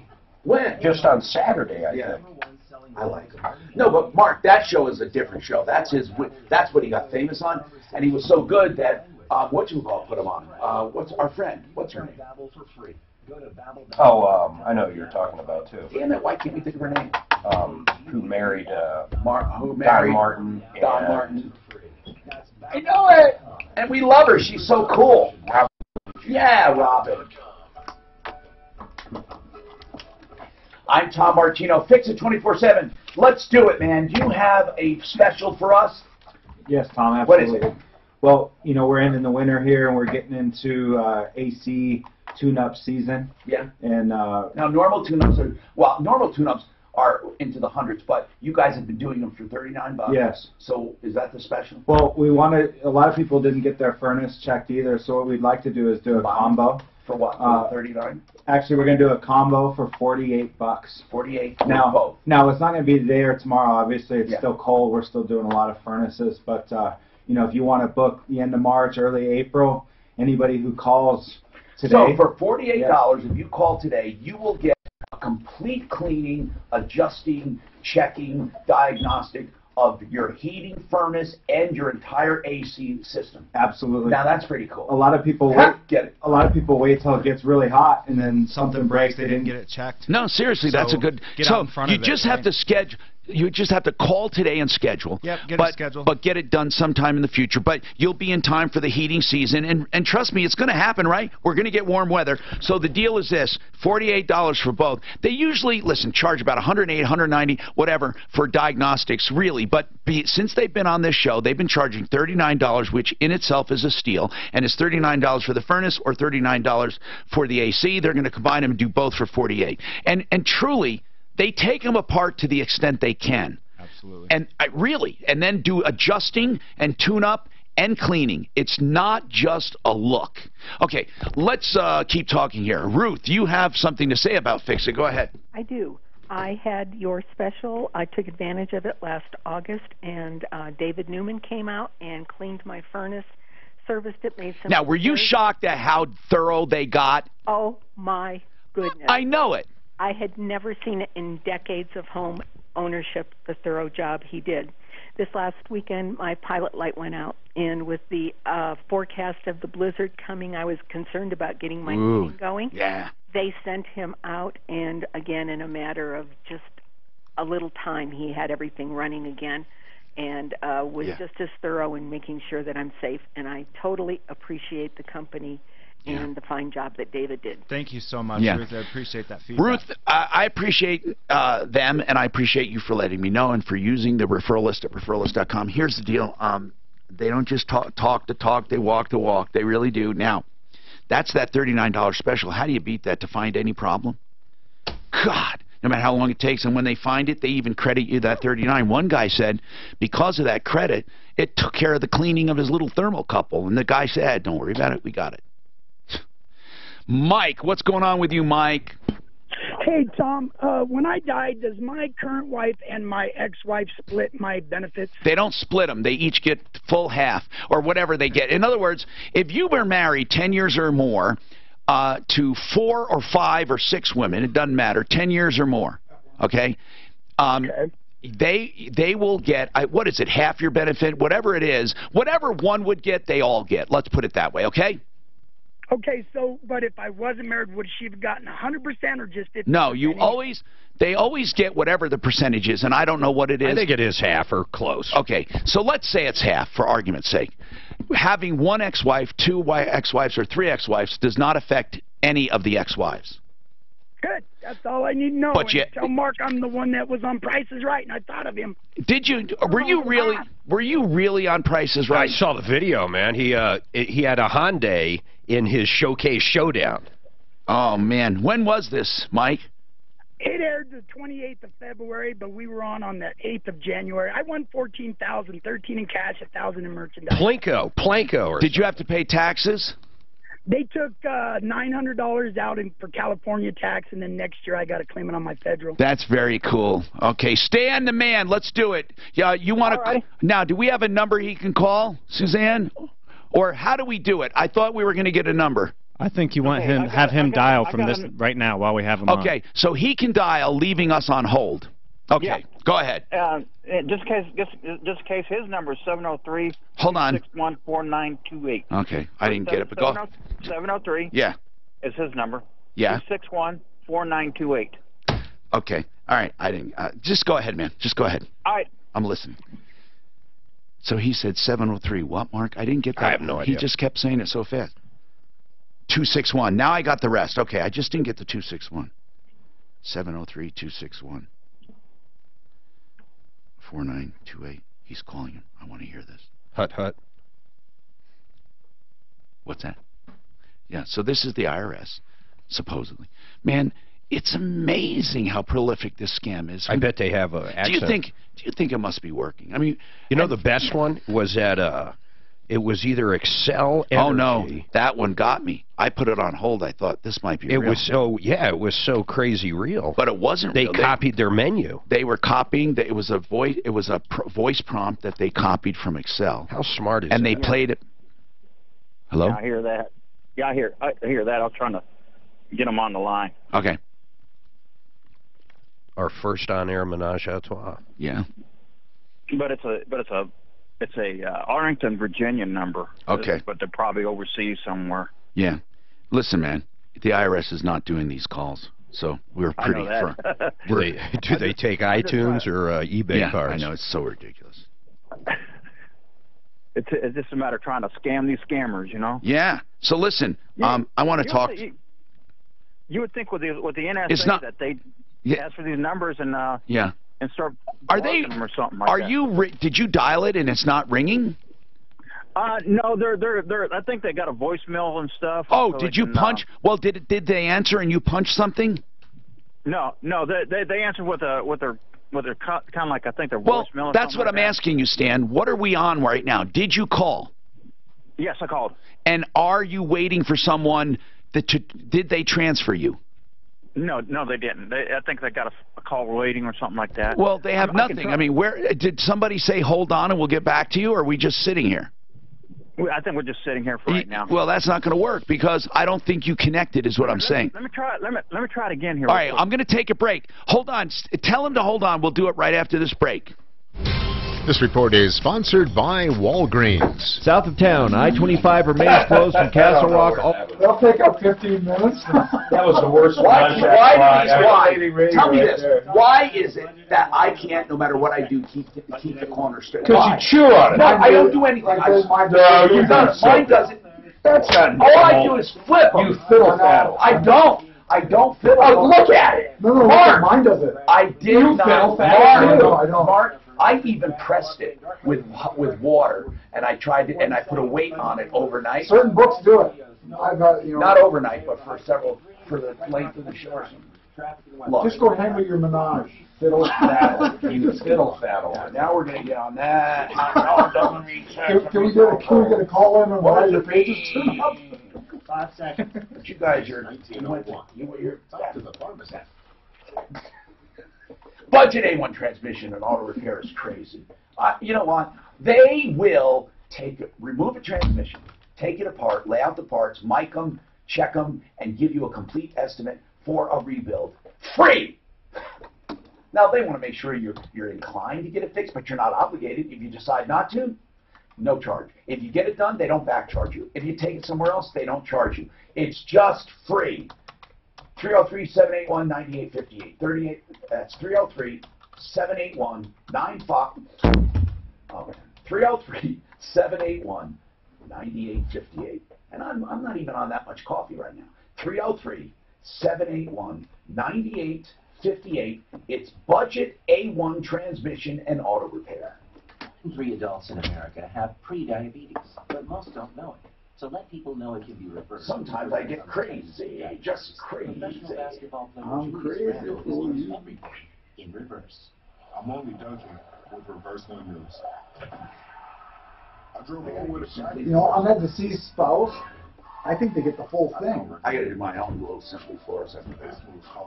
Simply I want to fill in that other 3, man. I gotta do something. And it took me months to learn how to Well, I can pull that one trigger instantly if we can figure out how to do it. There's 10 almost for diabetes. Well, we talked about how to do it. Let's do it. In other words, my mom is the MedMal and I'm going to get him in here. Premises. And then after this lead he just got. Will he really do it? What? Did he commit to a year of it? I'll make sure, but yeah, I mean, he's really interested. At doihavepprediabetes.org. Brought to you by the F-Council and its pre-diabetes awareness partners. He signed that lady up quick. Man, that's going to be like... That apartment complex should go down in the history as the dumbest bastards. Well, I don't think it's a complex. I'll bet you it's a management person. It is a management. Whatever it is, man, it's like that person, if they're not fired for being so stupid, I don't even know what to make of it. Absolutely fired. With that, why would they have at least went and checked with somebody? You know, he'll go outside of insurance. In addition to insurance, he'll go outside with these assholes. He might own the building? He might. Marco's first apartment complex. It could be huge. It could be. It's probably easily multi-million. Although, what is the limits in Colorado? Isn't there one? No. 0? Well, I shouldn't say that. I don't know. That's for malpractice. Workers' comp. Malpractice, workers' comp. Well, under workman's comp, that kid get like, $75 at a lunch. He wouldn't have workers' comp because he's not working. No, I know that, but I'm saying under workman's comp, I mean, that kind of injury is not even close. Look up, you look up the schedule, the menu for death, or the loss of a leg. I mean, tell Marco not to use the bomb. The what? The bomb.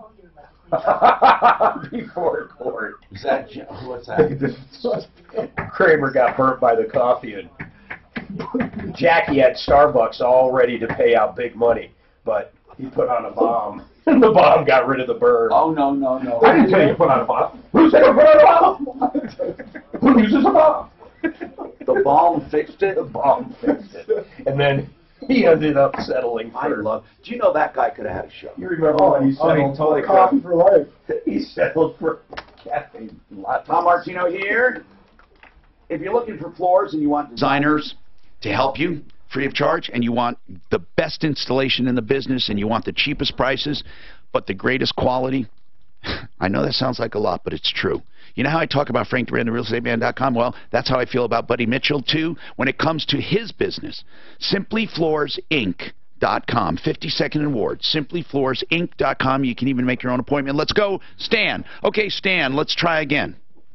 All righty, let me try it again here. All right. He's going to do a call to these scammers on a three-way here, and I'm hanging on, waiting for him to come back. I don't think they're going to pick up for some reason. Maybe they know. Service. All our executives are busy attending other calls. Kindly leave your name and message, and we will get back to you as soon as possible. Name and not even good. Yeah. Can you hang up? Can you imagine that they won't even scam you? They want to call you back because they're too busy scamming others. Hello, we're too busy scamming idiots. Don't you wonder sometimes, though, if someone actually felt for that one right there? I mean, in a way, they kind of deserve it. I mean, my God. If anybody really thought that was the IRS, what do you possibly say? And why does everyone have a foreign accent? Everyone. Of course, I think it's going to be politically incorrect to even say foreign accent, because what's foreign? Who's to say that's foreign, right? I mean, who's to say I don't have a foreign accent? I mean, if you take the numbers, I mean, accents are accents. I have an accent. Oh, you know, we all, what was that? What was that supposed to be? And now that could be pretty stupid. That could be, now that could be stupid. Although I don't even know what you meant, because if I admit I knew what you meant, then I'm going to be jerky here. You know. But how do you live with him, Tom? I don't know. Anyway, so here's the deal. Fix It 24/7. Got a question for you. Okay? Yes, sir. If a mixing valve goes bad on your water heater, first of all, why do they have, you don't know anything about mixing valves? I'm not a plumber, Tom. But you know, okay, when you install a water heater, do you install mixing valves? Do you know if they do? What good are you, Brian? You're the boss. I know. So what are you here for? I'm HVAC by trade. We oh, you are HVAC by trade? Yeah. Okay. So, anyway, I had a question about a water heater. The mixing valve, apparently, they can't adjust. It won't move. And the water is not hot as they want. Can they I think they can gunk up. By the way, we have time for some calls. It's kind of a weird time because we only have a few minutes. But if you call in right this minute, Suzanne will just take your name and I'll take the call. How about that? 303-713-TALK. But anyway, with minerals in the water and a lot of hard water, man, hard water can cause so many problems, and that can gunk up that mixing valve to make it stick in a certain position. So you may have had it adjusted for a certain temperature and maybe a certain climate, and now your water heater's working harder, but no matter what, you're not getting the water because the mixing valve is stuck in one place and you can't turn it. So now the water is getting less hot. A lot of water heaters don't even have mixing valves. If you want to know what a mixing valve is, it's simply the part of the water heater that lets some cold water in with the on the outlet. So it lets hot water out, and then as hot water is being circulated to the house, some cold water is mixed with it. Then we also have automatic valves now in the showers to regulate your temperature, and those can go bad. And if you looked at all plumbing problems, you would find that most of them are due, in my opinion, due to hard water. Absolutely. We see it all the time. I've seen hard water somehow deteriorate joints where pipes come together. Absolutely. Now we see it every single day. So, but the new pipe, not the old plastic, but the new plastic is the shiznits. It's the way to go. I don't think it can freeze easily. It can't. And not only that, it expands if it does. Now, I'm not saying they're bulletproof, but they're damn near. And a lot of people have an aversion. They don't want it because they want to. How come you don't? Hold on. They don't use them because they're thinking of the old plastic, and they're thinking if they use it that it's going to be defective, and it's not. The new stuff is the best stuff. Do you think RVs use that stuff? Yes, they do. For sure they use them. Okay. They don't use copper. They use that new stuff. You have that. The hoses, basically. Right. Yeah. Now, another thing RVs do is when they're winter. See, here's the deal. If you do winter camping with an RV that's not equipped, you're screwed. But it's easy to adapt. Now, you can buy it that way. Yours is probably purchased for 4-season use, right? Yeah, it's got a Arctic pack. Okay, that's what it's called. But it's not that difficult to make your own RV winterized. Not winterized, but able to stand up to cold temperatures if you want to use it. And in fact, if you can use some insulation, household insulation with foil, and you do a few well-placed heat tapes, you can use the RV because depending on how it's built, there's only a few places where it's vulnerable to the cold. So anyway, Fix It 24/7 to take advantage of their $48. That's for both things. That's both for the air conditioning and the furnace. It's 720-526-3939. I don't think I gave it out last time when we said it was $48 for both the furnace and the AC for a clean and check. And we're talking about a very thorough cleaning, very thorough checking, and you can reach them at Fix It 24/7, 720-526-3939. And the website if you ever want to learn about the company, is fixmyhome.com, fixmyhome.com. Now, tomorrow, we didn't get a chance to do it today, but tomorrow we're going to talk about that little boy, Santiago. He's horrible. He's 4 years old. He fell off a staircase that was not up to code. The parents were doing a walkthrough on a townhome they were going to rent from Larimer Management. Now, here's what's crazy. He fell off and now is partially paralyzed in his face. You can see these pictures on our Facebook. Yeah, if you go to our Facebook and look at the story about Santiago, he's deformed, basically. And it could be for life. I mean, we don't know. It's a brain injury. And here's the deal. All the mom wanted was her deposit back, and she wanted to get out of the lease. Not only would they not return the deposit, you're not going to believe this, but they said, not only are we not returning the deposit, you owe us another $1,800, plus, if you don't move in, there's a penalty of $54 a day. Now, whoever made that decision after seeing this little boy fall off a staircase that was not up to code is going to be the biggest jerk of the century, because she could very well end up owning the entire complex and all of their real estate. This is a 4-year-old boy who's essentially ruined for life. You go to facebook.com/referral list and look at it. I'm Tom Martino. You've heard me talk about Art of Granite because I just love... Yup, whoever did that should be shot by their employer. Dog bite. Dog bite, not shot. Not bang bang. Who's that? Is that John? What's his Jackie again? No, that's what. What was his name? Jackie what? Jackie Childs. Jackie Childs. I loved his character, but I wonder if it would sustain a show, because I think